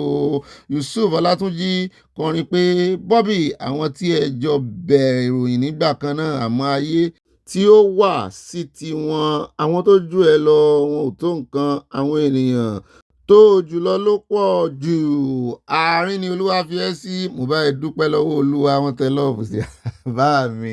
Mo tún ti kọ́gbọ́n lára àdúrà yín, èmi tún rọ́gbọ́n ń bẹ̀. Ẹ ṣeun ẹ ṣé, mo dúpẹ́ gan o, ẹ ṣé, ẹ pẹ́ fún wa. Ẹ já wa lọ sọ́dọ̀ @BabyKBabyZ. Wọ́n ní assalamu alaikum warahmatullahi wabarakatuh. Ọkọ̀ gbogbo àwọn ọmọge mò ń jẹ yín. Ìjọba Nàìjíríà kò fẹ́ ìrànlọ́wọ́ ọmọ ogun tàbí ohun ìjà ogun láti ọ̀dọ̀ Trump o. Owó tí wọ́n máa ń pín ni wọ́n fẹ́, wọ́n ń gbowó lọ́wọ́ Amẹ́ríkà, wọ́n ń gba owó ìrànwọ́, wọ́n sì fẹ́ kán bọ̀ dá síjà. Àwọn àpapọ̀ aláwòkù tí ẹ̀mí àwa ará ìlú òjò lójú, gbogbo wọn ni Ọlọ́run máa bá wa dá lẹ́jọ́ láìpẹ́. Bẹ́ẹ̀ ní kíákíá Odua Nation kíákíá bíjà ìkún fáyà kún wọn tẹ́lọ̀ sí àti nǹkan panu. Alálàáfíà mùsùlùmí ni mọ̀mọ́ wa. Mọ́ mi mo fẹ́ gbogbo ẹ̀yin alálàáfíà, mo fẹ́ kẹ́ mọ́ bá mi kọ́ wípé Muslim lives matter. Torí iṣẹ́ rí gbogbo àwọn Muslim tó ń pa ńlẹ̀ Haúsá náà, lóòótọ́ wọ́n pa àwọn Mùsùlùmí. Àwọn Mùsùlùmí alálàáfíà náà ń pa o. So ẹ máa kọ síbẹ̀ pé Muslim, the peaceful ones, Muslim lives matter. Kì í sáwọn oníjàgídíjàgan o. Bẹ́ẹ̀ náà ni ẹ já lọ sọ́dọ̀ Adémọ́lá Samuel. Wọ́n ní Ọ̀gbẹ́ni Bobby ẹ má jẹ́ ká tanra wa jẹ, gbogbo àwọn agbésùnmọ̀mí wọ́n ń pa gbogbo àwọn ènìyàn yìí. Mùsùlùmí ní gbogbo wọn, Kristẹni ò sí nínú wọn, torí ẹ̀ la ṣe ń pariwo fáwọn oní alálàáfíà àárín wọn kan tí wọ́n ta. Bẹ́ẹ̀ náà ni ẹ já dọ́dọ̀ bá mi Sálíbákàrẹ̀. Wọ́n ní Ọ̀gbẹ́ni Bobby bó ní ọpọlọ ẹ mọ́ sí rí kékeré báyìí náà ni 3,005 day wages for the labourer is not too much. Ó kéré náà là ń sọ because they don't work every day whole month. Ó kéré làwa náà ń sọ pé 3,005 ó kéré jọjọ, àsọpọ̀ pọ̀. @christian-Pst the queen. Wọ́n ní Ọ̀gbẹ́ni Bobby ọkọ̀ sí sí máma ọkọ̀ pé kí oníròyìn òtítọ́ àtòdodo ayé kò ní gbọ́ ohun yìí o àmì o kò ní fi àìsàn ló gbà lágbára Ọlọ́run àmì o. Ohun tí ó ṣẹlẹ̀ tí a ó fi rọ́nà lọ yóò ṣẹlẹ̀ láìpẹ́ láṣẹ Ìdùmarè. À ń retí rẹ̀ àti ń gbóòórùn rẹ̀.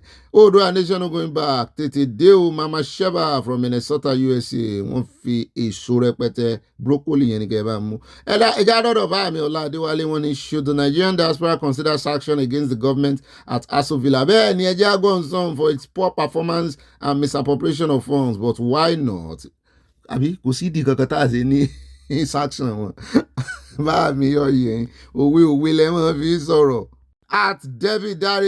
Wọ́n ní Ọ̀gbẹ́ni Bobby ẹkú ìsinmi òní o. Ìtàjẹ̀sílẹ̀ ti pọ̀jù ní Nàìjíríà. Ìdásí àti òkè wá ní ó ń ṣẹlẹ̀ báyìí. Kí Olúwa fún wọn ṣe, kí Olúwa fa àwọn ẹ̀sìn òkùnkùn tí wọ́n yí wa kátú tí gbòǹgbò ní orúkọ Jésù Kristi Olúwa wa. Àmín. Odua Nation going back.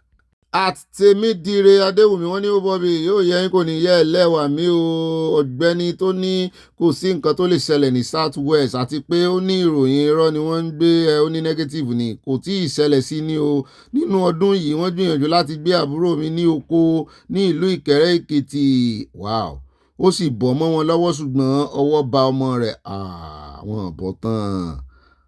A sì fi ọ̀pọ̀lọpọ̀ mílíọ̀nù gba ọmọ náà sílẹ̀ lẹ́yìn ọ̀sẹ̀ kan. Ayé mi o, ẹni tó kàn ló mọ̀. Free CSI kì í ṣe agbésùnmọ̀mí from San Antonio, Texas. Ìkẹrẹ́ Èkìtì South West ló ti ṣẹlẹ̀. Tán là ń dẹ́rùbà àwọn èèyàn.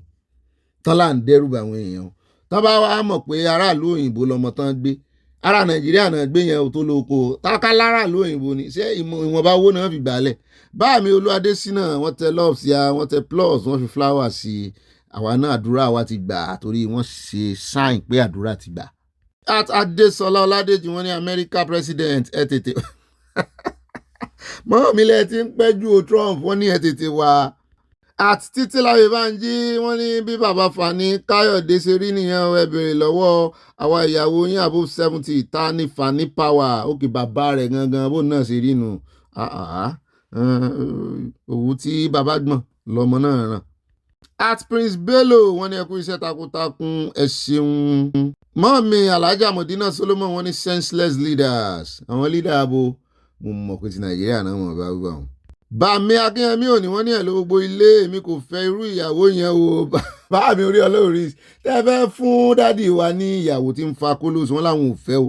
Irú ìyàwó Bobby yẹn tí wọ́n jẹ́ ọmọlúàbí ni mo fẹ́. Mo dúpẹ́ tí ẹ ti ẹ̀ ń gbọ́rọ̀ mi rò ẹ kú òtútù yìí o. Gbogbo àwọn ọmọ ìlú aláyọ̀ àtù wà lára ire wa mi wa Akínyẹmí ò ní from USA. À ń gbọ́rọ̀ yẹn mọ̀wọ́rẹ́ a máa yín wáyàwó. A lọ sọ́dọ̀ ọlẹ́gẹ́mi àmì. Ẹjẹ́ àdọ́dọ̀ at Abdul Dan McAfee wọ́n ní it's high time kí a mọ̀ pé ayé petrochemical economy ti kọjá torí ẹ̀ ní àwọn developed nations ṣe ń develop electric, solar and wind power resources. Also àwọn byproduct epo rọ̀bì bíi plastic àti nylon ni wọ́n ti kásẹ̀ wọn ní developed countries. Even epo wa is determined by the like of Brent oil standard. Bẹ́ẹ̀ ni tó ń pa káríwọ nǹkan àlùmọ́nì wa ní USA fẹ́ wá gbà nǹkan àlùmọ́nì ta ní control nǹkan àlùmọ́nì yìí tẹ́lẹ̀ nǹkan àlùmọ́nì tẹ́yìn ní sẹ́yìn mọ iye ìbọn náà jẹ́ kó ní value. Wọ́n bá ṣe tí nǹkan àlùmọ́nì yìí ó lò kí ni Áfíríkà yín ti dánwò tẹ́ ẹ fẹ́ mọ̀ fi lo nǹkan àlùmọ́nì yìí tí ì bá ṣe tàwọn tán ṣe technology. Nǹkan àlùmọ́nì yìí náà rànjú mọ́ nǹkan àlùmọ́nì yìí táwọn olórí yìí ò fi ṣe rere dáadáa fún yín. Kàn mọ́ wá o kí ni kàn mọ́ wá. Wọ́n ti kọjá gbogbo nǹkan àlùmọ́nì yìí wọ́n ti set time gan. Àwọn kan wà by 2030 náà ní lo mọ́tò tí ń lo epo mọ́ tí ń lo petrol mọ́ by 2030 kí wàá ní nǹkan àlùmọ́nì yìí fẹ́ já wọn. Ó gba àwọn bíi lithium sì rèé àwọn nǹkan tẹ́tún halẹ̀ mọ́ mọ́ iye kò wúlò fún yín. Ọlọ́run kan fókàn fi jíǹkì yín ni mọ̀ wúlò rẹ̀ bẹ́ẹ̀ bá mọ̀ wúlò lithium ni ṣé mọ̀ tà síta àbí kẹ́yìn náà manufacture nǹkan tí ọmọ lò. Bátìrì lásán bátìrì aago ọwọ́ wọn lè dá sí Nàìjíríà. Mọ́ mi Adésọlá Ọládèjì wọ́n ní ó ṣe fọ́mọ tí ń jẹ́rú kó mọ́ mi sí ó ṣe fún Nàìjíríà. Bẹ́ẹ̀ náà ni Adémọ́lá Samuel bá mi ní alàgbà Bobby ẹ kú iṣẹ́ Ọlọ́run a máa fún yín ṣe pé wọ́n bá wa ṣe ní bá mi. Mo fẹ́ kí Amẹ́ríkà wá kí wọ́n bá wa palẹ̀ gbogbo àwọn agbésùnmọ̀mí yẹn mọ́ pátápátá kúrò ní Nàìjíríà. Àwọn olóṣèlú yẹn náà kí wọ́n palẹ̀ gbogbo wọn mọ́ kí Yorùbá tètè lọ from Providence, Rhode Island, USA. Wọ́n tẹ lọ́ọ̀sì àti nǹkan pàánù bí ó ṣe rí nù Ọlọ́run lójú orí bẹ́ẹ̀ ó ti mọ̀ pé wọ́n ti sin àmọ́ kọ́nà Sunday ìdìbò ìbẹ̀rẹ̀ sí nǹkan kan Sunday ẹ̀sán ìyàtọ̀ bí jẹ́ Sunday ìdìbò ẹ̀sán rẹ̀ nìké lára wọn Amẹ́ríkà wọn bọ̀. Bẹ́ẹ̀ náà ni ẹja lọ tààràtààrà sí ọ̀dọ̀ àtìrẹ́mìrẹ́mì iye kan Trump kí ni bọ̀dá mi fẹ́ sọ wọ́n ní Ọ̀gbẹ́ni Bobby you are so funny. Kí Nàìjíríà kó lọ kó bá Saudi àwọn mùsùlùmí náà ni ẹbí Amẹ́ríkà ni àwa kìrìsìtẹ́nì sáwá àwọn mùsùlùmí náà lọ sábà Saudi. The only thing Saudi like is eating sweet stuff. Wọ́n gbádùn jẹkújẹ not fighting war. America so great. Those 8 America refused to leave. God bless America. Trump came back from Asia with $2 trillion investment deals. Abẹ́ẹ̀rí wọ́n sì ní òṣòwò lọ́wọ́ Amẹ́ríkà wọn síbi tí báwọn wà ní. Ẹ jẹ́ a lọ sọ́dọ̀ bá mi òkè ńlá Adédọ̀tun wọ́n ní Ọ̀gbẹ́ni Bobby olùkú mi tòótọ́ ikú ìsinmi òní ní tèmi o mo sọ́pọ́ọ̀tì gbogbo ọ̀nà kọ́nà tí ó bá légò tí olódo idẹ bá gbà láti tackle insecurity. Mo sọ fún yín níjọ́sí wípé an average of 30 human lives ló ń kú daily ní Naija. Ìjọ wo ni a fẹ́ máa fọwọ́ lẹ́rọ̀ gbà la fẹ́ fọwọ́ lẹ́rán ọ̀rọ̀ sì kù ṣùgbọ́n òfin 5 lines ń ka mi lọ́wọ́ kò ẹ̀sùn kúrun ẹ bá kọ́ part 2 rẹ̀. Àti Olúfúnkẹ́ Bájímọ́lú àti ẹ̀ tí ń kọjú 5 lines lọ ní ìsìn nígbà tá a ti ṣe chapter by chapter. Tó ń complain pé comment section gùn àbúbọ́rìn àti ṣe chapter fún wọn ẹ ń bá fẹ́ wò kó mọ̀ wò ẹ̀sùn ẹ mọ̀ bá a dá méjì torí kí ojú screen lè gbà ni mo ṣe ní 5 lines bẹ́ẹ̀ lè kọ́ lẹ́ẹ̀mejì ẹ lè kọ́ part 2 part 3 PTO please turn over. Máàmí Olúfúnkẹ́ Bájímọ́lú wọ́n ní Bobby Sátánì ṣe wá gbé jókòó sílùú Nàìjíríà gbogbo àwọn gómìnà senators House of Reps National Assembly ministers ìka àti ẹni ibi ni wọ́n bẹ́ẹ̀ ni àti media houses. Ṣé kò sí ẹnì kankan tó ń sọ ìpànìyàn ebi ìyàn fún President Ahmed Tinubu ni PTO amọ̀rètí òkè náà rè Obi àwọn tí wọ́n yí Tinubu ká ìkà ni àwọn ni wọ́n kó bá Tinubu àwọn Lagos boy tí Tinubu kó sí inú ìjọba rẹ̀. Pope ló jẹ́ kí Tinubu lọ sí Benue pé ká ní kò lọ Rome ni kò ní lọ Benue. Ọ̀rọ̀ labour as at now wọ́n ní 8,000 per day wọ́n lòun nìkan mọ̀ gbà. Ìgbòho ti sọ pé kò ní sí àlàáfíà ní ìlú àfi tí Yorùbá bá gba òmìnira. Ọ̀rọ̀ Ìgbòho ní í ṣe. At Mrs. C. Power, you people that are crying about resources in Nigeria, who among of you that enjoy any resources or favor in Nigeria are innocent people, life matters than resources you people are crying about? Go to Ijesha village. Chinese took over there and control our resources there. You people should stop crying for resources. Trump and Western world should come for Nigerian citizens rescue mission. Resources wo ti ẹ ní. Resources tí ò ní wúlò fún wọn, látọdún náà bí baba ńlá baba yọ̀ọ̀dà náà ni ìyẹn nìkan ni resources àwọn baba ńlá wa tá a jogún bá. Ẹ mọ̀ wọ̀rí yóò dà, ẹ mọ̀ àwọn tí ń kó jẹ wọ́n á ní kí kìíní mọ̀ wá. Tí ò bá wá resources tẹ̀ ní ká mọ̀ ranjú mọ́ àwọn tí ń ranjú mọ́ lọ́wọ́ ńkọ́. Ẹ jọ̀ọ́ ká mọ̀ bọ̀ at mọ́ mi Dorcas Odùwàtúnmiṣe wọ́n ní Fẹ́mi jọ̀ọ́ bàbá Fani-Káyọ̀dé rúkèrúdò àìmọye ìdílé ló parẹ́ ní 2010 Kristẹni mass burial bàbá rẹ̀ náà ẹ̀rù bà mí fún ti USA yìí o torí ilẹ̀ òmìnira Oòduà ní ọ̀nà àbáyọ from Providence Rhode Island kankan ní ó ṣẹlẹ̀ kí nǹkan kan tó ṣẹlẹ̀ mọ́ mi ẹ mọ́ bẹ̀rù Ọlọ́run wà lójú iṣẹ́ àwọn ọmọ Israẹli náà bẹ̀rù lọ́jọ́ sí nígbà tí Mósè ń kó wọn wọnú òkun pupa lọ ọ̀nà sí làǹbẹ̀ bẹ́ẹ̀ náà ni Ayọ̀adé Fadekola, when I like the pressure America is giving Tinubu concerning the insecurity, but American doesn't mean well for Nigeria. Let's think about it. Ọlọ́run mean well fún wa. Ọlọ́run kàn fẹ́ lò wọ́n ni. Kì í ṣe America ló fẹ́ tú alẹ̀. Ọlọ́run ni. Ẹ jẹ́ àlọ́ tààrà. Ẹ má jẹ́ àfìbẹ̀rù sí i.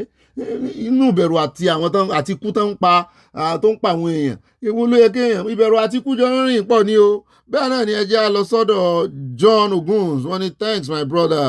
Ó ṣe gan ni bàbá mi ẹ ṣé o. Bẹ́ẹ̀ náà ni at Amazing Grace màmá sójà àgbà nìyẹn. Wọ́n ní call Richard call prison ni. Ọjọ́ gbogbo ń tolè ọjọ́ kan tó lóhùn. Dẹ́ni dọ̀bálẹ̀ kò í ṣe wa o ẹ̀yin ènìyàn wa shine your eyes fún àwọn gómìnà tí ń dọ̀bálẹ̀ kiri àti bẹ̀bẹ̀ ilé ìjọsìn. Olúwa yóò máa bá yín ṣe o. Ọ̀gbẹ́ni Bobby màmá sójà àgbà Canada. Atoluyemisi Abigunde wọ́n ní President Trump please help Nigeria Christians. There's Christian genocide in Nigeria. Bá mi Adésínà Ọládẹ́ǹdè wọ́n ní Bobby àjọbẹ̀rẹ̀ live program lónìí àtúnjọ parí ẹ̀wà lánàá nígbà ìjọba Jonathan Obama fi sójà ránṣẹ́ pé wọlé lánàá sí Nàìjíríà láti dojúkọ Boko Haram àwọn Fúlàní sọ fún Jonathan pé ibi tí Amẹ́ríkà sójà kò gbọdọ̀ kọjú ìbọn kọ nígbà tí àwọn sójà ìgbọ́ níṣe ni wọ́n bínú padà sí Amẹ́ríkà èmi náà gbọ́ bẹ́ẹ̀ o gbogbo ìwé ìròyìn ló gbé ìròyìn náà láti ìgbà náà níṣe ni Boko Haram ń gbilẹ̀ sí àwọn èèyàn sì tún wá ń fẹ̀sùn kan Amẹ́ríkà wọ́n lọ́wọ́ ń bẹ̀ Ọlọ́run ó dáríjì gbogbo wa. Mo rí love tẹ́tẹ̀ sí àti nǹkan. At Ade Williams wọ́n ní any country can interfere on humanitarian basis from giving aid to direct military actions. It's part of human rights charter. Ẹ ṣeun. Àtọmọlára wọn ní ó Bobby ọba oníròyìn tó ń gbé wá débẹ̀ ọ̀gá àyà wọn yẹn ṣeun ẹ jọ̀wọ́ kí ìjọba fún CSI ní òmìnira wọn kọ ní capital letter ó ṣe kókó kí wọ́n dẹ̀ fún wọn ní àǹfààní sí gbogbo ẹ̀tọ́ wọn nítorí ọdún mìíràn ló tún fẹ́ parí yìí o is not a criminal àwọn tẹ lọ́ọ̀sì àti nǹkan panu from Canada tọrọ lẹ́sọ tí ó tì wọ́n ṣe náà ń bọ̀ báyìí. At Michael Junior wọn ní ibi tó ìyá Michael ó sọ̀rọ̀ nàṣà hallelujah láti sùúrù lérè ìbá gbọ́màbí wọn àánú bàbá Sunday Igboho máa ṣe mí ó máa ń ṣe mí nígbà gbogbo ẹsẹ̀ṣẹ̀ bẹ̀rẹ̀ sí ní gba ìpè ní o ìyẹn àwọn ọ̀tá wọn àti ẹ̀yin àti àwọn ọmọ ẹ̀yin náà àfi tí ẹ bá sọ òótọ́ lórí ọ̀rọ̀ bàbá Sunday Igboho tẹ́ ẹ sì tú ọ lọ́rọ̀ wọn. Wọ́n sọ fún yín pẹ́rin náà ni wọ́n bàjá lẹ́ fi pàdé mi adúpẹ́ lọ́wọ́ Ọlọ́run inú mi dùn ni àfi wọ́n pa wẹ̀ẹ́dẹ́ àti wẹ́dẹ́wẹ́dẹ́ ó sì ń dùn mọ́ mi àní yóò dé ìkóríta kan tọ́lọ́ngàn ṣàánú pé àwọn ará bí ń fi àjà èmi tí mo jọ́ lọ́ngàn wọn ò fi àjà àwọn èèyàn báyìí tí ó sì gba ìṣàkóso àdúpẹ́ ìkóríta tó dé kò sí èèyàn kan tí ó dá dúró ẹ ń bá yín tẹsẹ̀ bọ́ ṣòkòtò kan náà ní ìsìn ariwo yín ò lè dá dúró bí tínú mi torí èmi máa ń wo sàákún ọ̀rọ̀ kọjá abi tó dé mo ti pamutéètì pé ṣé ìyàlẹ̀ gbogbo ariwo wọn yìí ṣó lè distract USA mo rí i pé ẹni tó wà lórí ipò kò lè distract ẹ yóò ṣeé ṣe kò ní ṣàìṣe. Alákọ̀ọ́kọ́ ẹ ti wá nǹkan jókòó lé ẹ mọ́ bínú mo wà over serious ẹ wá nǹkan jókòó lé ẹ wá nǹkan panu tẹ́mọ̀ sọ̀rọ̀ àjẹjẹ ní tí ò bá tẹ́ lọ́rùn aṣọ tí mo wọ̀ lónìí aṣọ ọmọ òkìní kan dánìkan sí ni ọmọ bó òkìní kan kílẹ̀ nìkan ó ṣe aṣọ tí mo wọ̀ wà ní ètò lónìí ni òjúbà náà lọ ọ̀rọ̀ òmìnira yìí àtún gbọ́dọ̀ fàríyànjiyàn jẹ́ kó bọ́ mọ́ a lọ́wọ́ àní ìgbà kó bọ́ mọ́ a lọ́wọ́ bá a bá wá a lè jà ní ìsìn bá a bá gbòmìnira tán tó lọ yanjú ọ̀rọ̀ ìtàn a mọ̀ parí ẹ̀ nínú òmìnira ìjà ṣe parí dáadáa bẹ́ẹ̀ ni nínú òmìnira tíwọ náà ti rí tó ti rí reality pé tó ń sọ̀rọ̀ ìbọn bí dáa mọ́ bínú jẹ́ àṣẹ pẹ̀kínpẹ̀kín a mọ̀ parí ẹ̀ ń bẹ̀ àtẹ̀yìn bàbá àtẹ̀yìn mọ̀mọ́ ẹ mọ́ bínú sí mi lọ́tẹ̀yìn tó gbà nù. alákọ̀ọ́kọ́ nù Abala Sanawole tòní ẹ jẹ́ á lọ tààràtààrà sí ọ̀dọ̀ bàbá ìkànnù àwọn olórí ológun tó ti fẹ̀yìntì níbi tó ti ń pàkíyèsí ìjọba wípé ẹ ṣọ́ra yín o àwọn ò ní kẹ́ ẹ mọ́ rìsọ fún àwọn ológun o ṣùgbọ́n bẹ́ẹ̀ ṣe ń rìsọ fún wọn yìí ẹni tẹ́ ẹ gbé sípò ipò àgbà ipò ńlá tó wá rẹ́ndẹ̀ àwọn yòókù useless tó sì jẹ́ wípé by fire by force ẹ gbọ́dọ̀ rìtáyà àwọn adúrú àwọn èèyàn báyìí mass retirement àwọn ọ̀gá ológun pé yóò lé o àyà ní kíní lé ń bẹ̀ bẹ́ẹ̀ olówó kan ò bá wúlò fún èèyàn kó bára rẹ̀ lọ kó sì fi èèyàn sípò téèyàn wà padà kí ni ìwúlò wọn. Retired Brigadier General and former commander of the Osun State Security Network, also known as Amotekun Corps, Bashir Adewimbi, ló pe ìpè tó sọ pé kí to prevent the loss of experienced officers whenever new service chiefs are appointed. The first instance, the appointment of service chief is like a posting. It's a routine exercise, Adewimbi said. Mr. President, as the chief commander-in-chief of the armed forces, has the prerogative to appoint anybody at any time, but to reduce the negative impact of mass retirement, the National Assembly should consider creating a reserve list. Bí ìgbà téèyàn bá ní ọmọ ẹgbẹ́ agbábọ́ọ̀lù ni pé gbogbo wọn kọ́ ló yẹ kán mọ́ rìtáyà pé lóòótọ́ tán bá fìyàn sípò pé táwọn yòókù tó dọ́gà tán bá wà ní kíláàsì tó ju ẹni tán fi sípò lọ pé automatically ẹni tán sẹ̀ fi sípò yẹn ti ju gbogbo wọn lọ so kò sí ní dá kán mọ́ tẹríba fún ẹni tí wọ́n jù lọ pé wọ́n á fún wọn ní forceful retirement pé ṣùgbọ́n kán mọ́ fi àwọn kankan wá post míì kán mọ́ fi àwọn experience ọ̀gá ológun sí yóò dàbí reserve bench wọ́n wà lórí bench ní kámọ̀ òwe àwọn gbọ́ ẹjẹ́ kó ń bẹ̀ àfẹ́ pẹ́ lórí ìyún ibi tá à ń lo òjì ṣùgbọ́n ibi tá yà ló pọ̀ ẹjẹ́ wá lọ sínú ìròyìn tí ọmọ tẹ̀lé ẹjẹ́ dé Ìjẹ̀bú níbi tá a ti gbọ́ tí wọ́n sọ pé the regent head of Ìjẹ̀bú Òde and co-founder of Èkó hospital àwọn náà ní Èkó hospital Lagos State Dr. Sani Kuku mo ní Kuku Balógun Kuku we need the special assistance of governor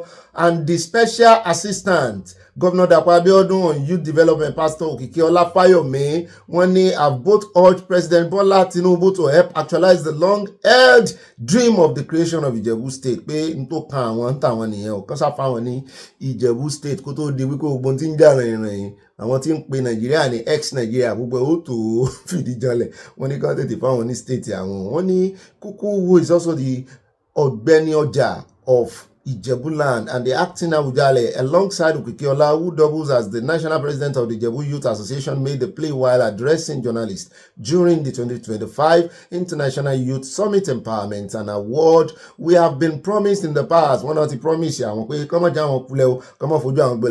is hope that we shall get it under the leadership of President Bola Tinubu, who has been doing fantastically well with the management of the affairs of our nation. We have the assurance that the dream of having Ijebu State will be realized under this present administration by the special grace of God. Nto jamalogun ni wọ́n sọ yẹn bó ẹ̀yin ọmọ Ìjẹ̀bú ẹ má worry ẹ gba ìpínlẹ̀ tuntun. Ẹ já wá kó ńbẹ̀ ẹ já lọ tààràtààrà sí orí ọ̀rọ̀ wọ́n dìtẹ̀gbàjọba.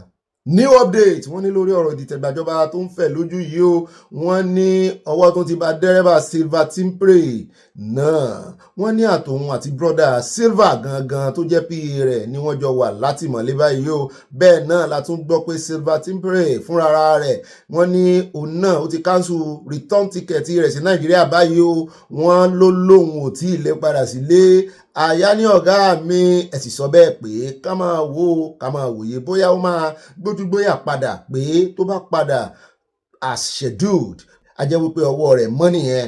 Àyà mo ní ọmọ ọ̀dọ̀ náà fọgbọ́n ṣe ni, kò sí bọ́wọ́ rẹ̀ ṣe mọ́ tó bá padà sílé gan handcuff lọ́wọ́ rẹ̀. Wọ́n kọ́kọ́ kó handcuff sí lọ́wọ́ náà torí ẹ̀sùn tó fi kàn yín kì í ṣe ẹ̀sùn kékeré. Àyà ní ṣe bí nínú ẹgbẹ́ APC pé àwọn tó defect tá a gbọ́ pé defect láti inú ẹgbẹ́ PDP pé ṣé bí torí kán mọ́ bá a mú wọn pé wọ́n ti ṣẹ̀ṣẹ̀ kan àbẹ̀ṣẹ̀ kejì náà ṣe ń defect tán fẹ́ sọ Nàìjíríà di one party system pé inú ẹgbẹ́ APC sì ní silver wà tẹ́lẹ̀ tó yẹ kán dáríjì. Mo ní Àyà àwọn tó ń defect yẹn bóyá wọ́n fi ẹ̀sùn money laundry ẹ̀sùn kówó jẹ ìṣòwò olùkúmọkùmọ bóyá àná fi ń kàn wọ́n.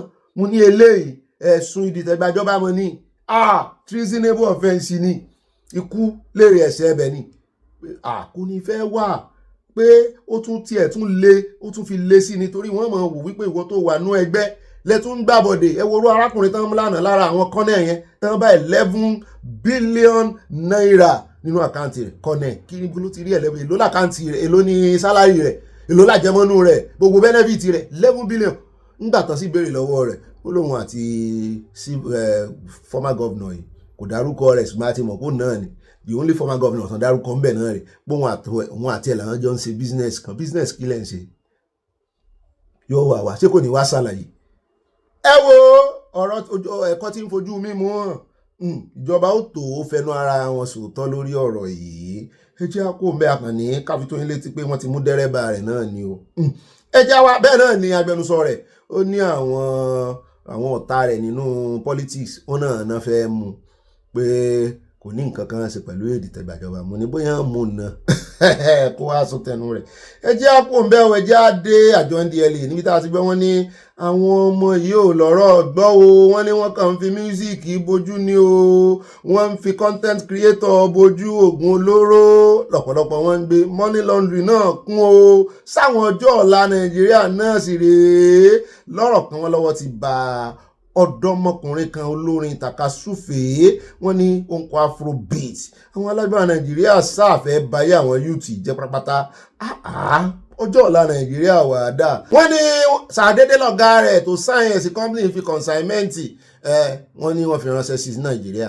Ìgbà tí àwọn custom ó ti wò ń tán bá ń bẹ̀ ó tọ́kàn pé kán fi tó àwọn àjọ NDLEA létí náà bá fi tó àwọn àjọ NDLEA létí. Kí ló wà ń bẹ̀? Wọ́n ní náà bá wípé àwọn fresh bá ń bẹ̀ wípé oògùn olóró ló gbé síbẹ̀. Kí ló kọ ẹni tá à ń perí wọ́n ló kọ rẹ̀ gangan mọ́ jẹ́ God's Power George Osaru wọ́n ní popularly known as Steady Boy. Àyà ló mọ̀ èmi ò mọ̀ o. Wọ́n ní bàbá Fẹ́mi agbẹnusọ àwọn àjọ NDLEA ló sọ̀rọ̀. Mo ní ṣe fọ́nrán rẹ̀ wá Àyà ó ló wà ẹ bá ń tẹ̀sí. Wọ́n ní kì í sọ nìkan náà mú ẹjẹ́ nǹkan kan fi léèṣì o. In Kaduna, NDLEA operative on patrol along the Abuja-Jos highway on Sunday intercepted the consignment of 84,700 capsules of tramadol. Wọ́n ní gbogbo àwọn tán ti ẹ̀ mú yìí wọ́n ní ọmọ 47 years ló pọ̀ jù nù wọn 27, 22, 28 èwo tún leléyìí ọmọ ọdún mélòó leléyìí tán bá cannabis lọ́wọ́ rẹ̀. Eléyìí náà wọ́n bá Èkó náà tiẹ̀ ti réèdì eléyìí Afis Alisu ní Mushin láòdù náà bá lọ́wọ́ tí ẹ bá ń tẹ̀sí lábẹ́ ẹja gbọ́ lẹ́nu. 16, 8 of 16, 1 of 12, total is 140 pieces. Afrobeat music artist God's Power George Osaru, whose stage name is Steady Boy, is currently in custody of the National Drug Law Enforcement Agency, telling operatives all that he knows about a large consignment of loud, a strain of cannabis. According to NDLEA Director of Media and Advocacy, Femi Babafemi, the drug was carefully concealed inside 3 cartons of bathtub.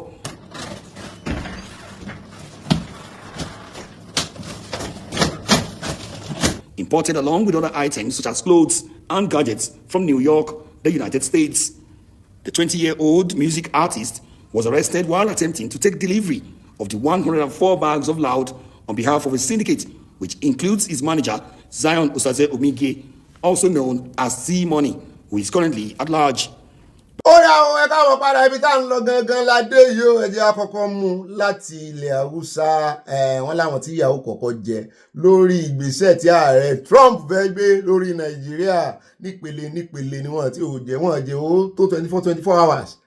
Trump fast ṣá ó sì ti sọ ó ní yóò fásitì ó sì ń fásitì náà wọ́n ní àwọn alábọ̀dé ilẹ̀ haúsá àtàwọn fúlàní lórí máa kọ́kọ́ ta wọ́n ní àwọn gangan ló máa forí kó jápìnyà yìí àwọn gómìnà wọn àtàwọn sọ̀tá wọn traditional rulers wọn àwọn emir wọn àwọn local government chairman wọn láwọn ló kọ́kọ́ máa jẹ breakfast àyáni àti lunch pẹ̀lú dinner wọ́n ní 12 northern governors prominent traditional rulers and senior judges àwọn adájọ́ náà wà ń bẹ̀ at the center of a looming diplomatic storm wọ́n ní ìjì líle tí ń bọ̀ yìí látọwọ́ USA.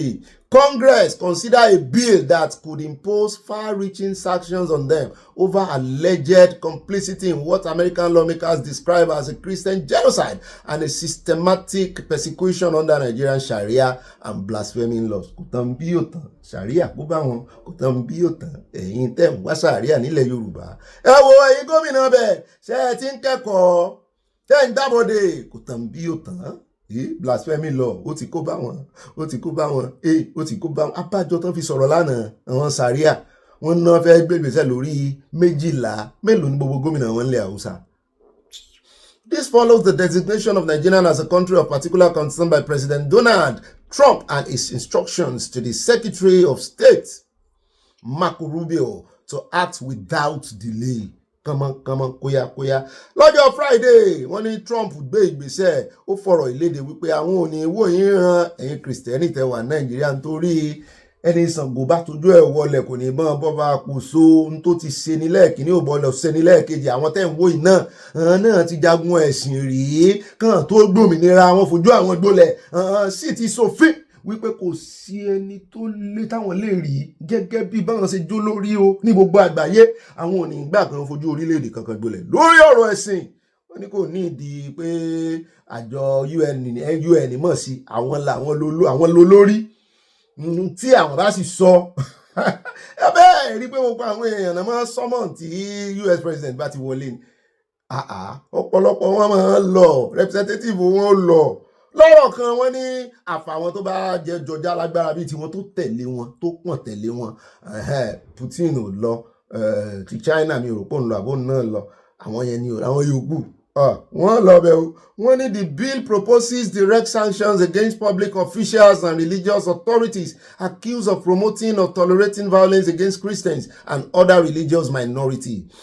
Wọ́n mú ti àwọn oníṣẹ̀ṣe náà mọ̀ bó ti ẹ̀jẹ̀ pé àwọn oníṣẹ̀ṣe wọn sọ̀rọ̀ síta kò kàn wọ́n wò wá ran ṣùgbọ́n wọ́n ń gbèjà àwọn náà torí minority náà pé wọ́n Nàìjíríà gangan sì di majority àtàwọn náà ní sọ̀rọ̀ ó ga o. Wọ́n ní in December 2020 ìgbà tó kọ́kọ́ fi Nàìjíríà sínú kìíní ẹ̀ kò ní ìdí story mọ́ wọ́n ní under this bill introduced on September 9, 2025 the US Secretary of State will within 90 days of its passage submit a report to Congress listing Nigerian officials including governors, judges and monarchs to have promoted, enacted or maintained. Ṣé ẹ rí gbogbo ẹ̀yin ọba ilẹ̀ Yorùbá ẹ̀yin gómìnà gbogbo ẹ̀yin alágbára ilẹ̀ Yorùbá ẹ fi tàwọn ti ilẹ̀ Haúsá ṣàríkọ́gbọ́n ọ̀rọ̀ yóò kan ẹ̀yin lóòótọ́ ṣùgbọ́n ṣé ẹ ti rí ní tá à ń sọ báyìí pé USA wọ́n mọ tán ṣe nígbà tí ìṣe gbogbo Nàìjíríà náà fẹ́ kógun jà ìgbà tí ìṣe kó wù wọ́n ilẹ̀ Haúsá kan ní kẹsì mú gbọ́ tí gómìnà ń sọ pé kíní kan ọwọ́ tó bà ọwọ́ tó bà ó kú wà wanted list tẹ́lẹ̀ gómìnà ààrẹ ò gbọ́dọ̀ gbà ààrẹ rẹ wo ni ò gbọ́dọ̀ gbà ààrẹ tó jẹ́ pọ̀ gan ló pèpè kí Amẹ́ríkà wá help àwọn gbogbo ọ̀nà tán bá lè fi help àwọn ṣùgbọ́n agbára tán ni wọ́n fẹ́ lò á sì jọ rí ni ẹ mọ̀ pé bẹ́ẹ̀ni bá kanrin ìkan á mọ̀ tẹ̀ fún kan ni. Wọ́n ní the sanction to be implemented under executive order executive order náà tiẹ̀ tó fẹ́ gbé wọlé 13818 the US government global magnitstic human rights accountability framework could result in visa bans, asset freezes, and financial restriction to those found culpable. One of the highlights of the bill is the implementation of Sharia law in northern Nigeria, which at the time the blasphemy law and believed to be against the Christian population. Arabiti wọ́n ti ní àṣírí pé genocide wà Nàìjíríà nìyẹn ẹgbófin kalẹ̀ òfin tó jẹ́ pé Sharia law marriage àti civil domestic àwọn ìjà pẹ̀pẹ̀pẹ̀ ló yẹ kẹ́ ẹ máa fi parí amúkan wá fún yín àwòrán kan lánàá tán gé ọwọ́ arákùnrin kan tó wà lọ́sibítù tó ṣe ń kọ́ bó ṣe ń fi ọwọ́ òsì mú kan wọ́n gé ọwọ́ ọ̀tún dànù àkàn fi tán ti ń ẹ bá rí wọn kọ́kọ́ ń fa ìlà bọ́n ṣe máa gé àkàn fi bẹ̀rẹ̀ yín ni ẹnìkan máa jù kò lu èèyàn wọ́n pa Deborah ń ṣe ju yín ẹ̀ ń wòran ṣé èèyàn yìí ṣe genocide èèyàn mélòó náà gbọ́dọ̀ pa ń bọ̀ o àwọn lọ́ọ̀yà ó sọ fún wa ọdún mélòó náà gbọ́dọ̀ fi pa àyàn èèyàn mélòó náà gbọ́dọ̀ pa tó fi di genocide. Sharia derived from Islamic jurisprudence has long existed as a system of personal, moral, and communal regulations among Muslim communities in the northern Nigeria. The major turning point came between 1999 and 2000, shortly after Nigerians returned to civilian rule, and when several northern states, beginning with Zamfara under Governor Ahmad Sani Yerima, expanded Sharia jurisdiction to include criminal law and public morality. Within 2 years, about 12 northern states had adopted similar Sharia-based penal codes and established parallel Sharia courts alongside existing secular courts. Yóò sì dá fún gbogbo àwọn bàbá tó ṣiṣẹ́ lábẹ́lẹ̀ yìí o ẹ̀mí inú mi lẹ́ ṣiṣẹ́ lábẹ́lẹ̀ yóò dá fún yín. The affected states including however Kwara, Kogi, Plateau, Benue, Nasarawa, Taraba and Adamawa, though with significant Muslim populations, still operate under the conventional secular legal system with Sharia limited only to personal status. Gbogbo àwọn tó ń pariwo Sharia ńlẹ̀ Yorùbá gbogbo ẹ̀yin gómìnà ṣe ti rí wàhálà tán bá dá sí yín lọ́rùn. Wọ́n ní recently the Sharia Council has announced moves to establish its presence in part of South, beginning with Oyo and Ogun State. So USA boy. The development sparked tension of both Christian and Muslim groups and clash over the Pacific. Wow. When the Cruz, while defending the bill, said Nigerians' leadership had institutionalized Sharia law and enabled jihadist violence. Religious persecution and violence against Christian and other religious minorities in Nigeria is endemic. Since 2009, over 52,000 Christians, 20,000 churches and faith institutions destroyed, and dozens of villages wiped out. The federal and state governments have failed to act, and in many cases, they are complicit. Cruz. Ted Cruz. The bill underscores that since the adoption of Sharia law in Zamfara in 2000, during the administration of former President Olusegun Obasanjo, nearly all 19 northern states had adopted blasphemy provision in their legal code. Ṣé tó ní blasphemy yẹn ń fẹ́ fi mú bọ́dà wa ta lọ lọ́hùn. Láì tí ìsì Sharia lẹ̀ Yorùbá, ẹ wá fẹ́ lo blasphemy code fún. Òun náà fi pa Deborah.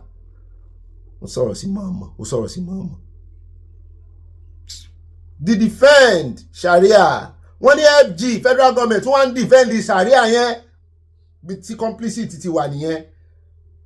The federal government, ebi láìpẹ́ yìí ni wọ́n mú Kristẹni kan ọmọ Igbo tán lọ gbalé rẹ̀ tó pariwo síta tó ní kí fídíò bẹ́ẹ̀ dá pàtó ọmọ Nàìjíríà gbá wọn o, wọ́n ṣàtìdá padà, wọ́n ti rálé rẹ̀ padà.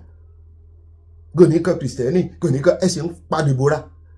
Bó ló sì ní òsì wá nìkan Kristẹni. Wọ́n sì wà tún gbé dọ́dọ̀ yín ẹni kí àwọn ẹlẹ́sìn míì náà kan mọ bá ṣe ń dá sọ́rọ̀ yẹn ni wọ́n sì pa náà wọ́n ẹni tó pa Deborah dòní ní ìsìn àwọn tó tún ń béèrè ìdájọ́ fún Deborah àwọn èèyàn rẹ̀ wọ́n ní wọ́n tún lé ẹ̀mí àwọn náà gbà náà. Tí ń bá yín àwọn tó lábẹ́ Ọlọ́run ò sí. Sharia in Nigeria is not a nationwide compulsory system. The document clarified. Certain northern states have enacted Sharia-based criminal provisions that apply only to persons who profess Islam. Non-Muslims are not subjected to those provisions.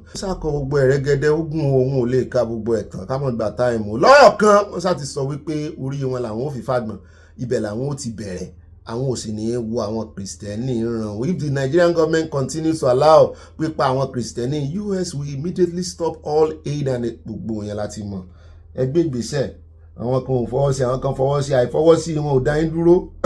Ẹjá wa lọ sọ́dọ̀ lọ́ọ̀yà tó fẹ́ tún pẹ̀rẹ́pẹ̀rẹ́ ọ̀rọ̀ fún wa wípé gbogbo ẹ̀yin tẹ́ ń pariwo wípé nǹkan àlùmọ́ọ́nì yín náà fẹ́ wá jẹ kí ni value nǹkan àlùmọ́ọ́nì yìí sí iṣẹ́ ìmọ̀ yìí nǹkan ni bọ́lọ̀ ń fún yín ẹ̀ mọ́ yìí ẹ̀.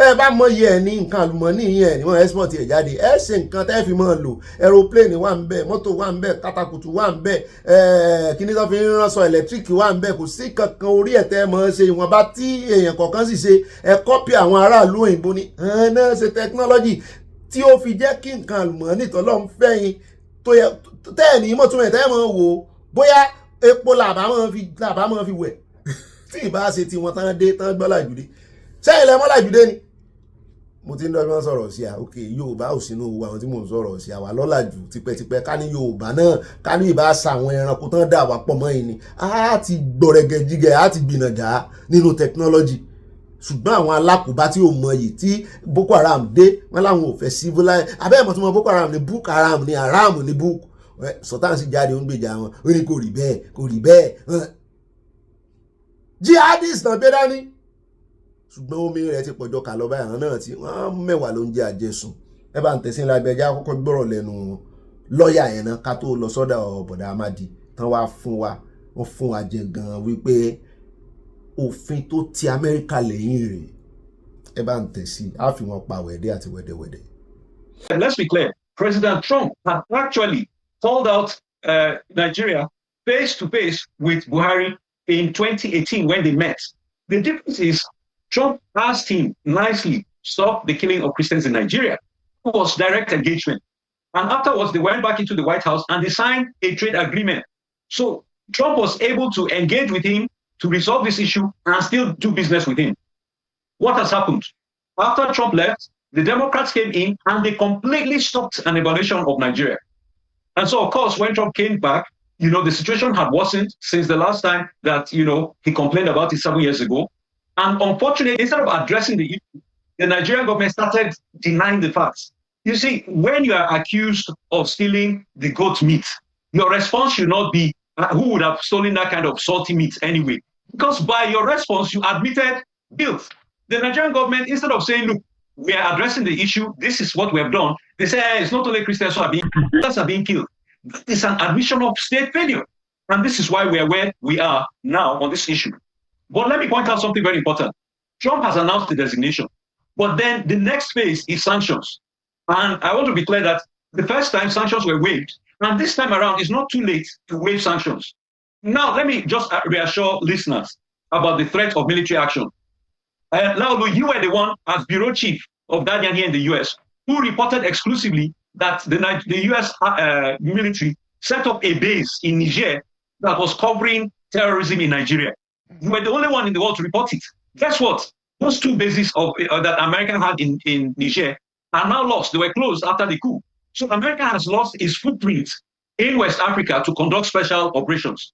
So what that has resulted in is that Boko Haram has actually increased its operational footprint and pathology. So the situation is worse.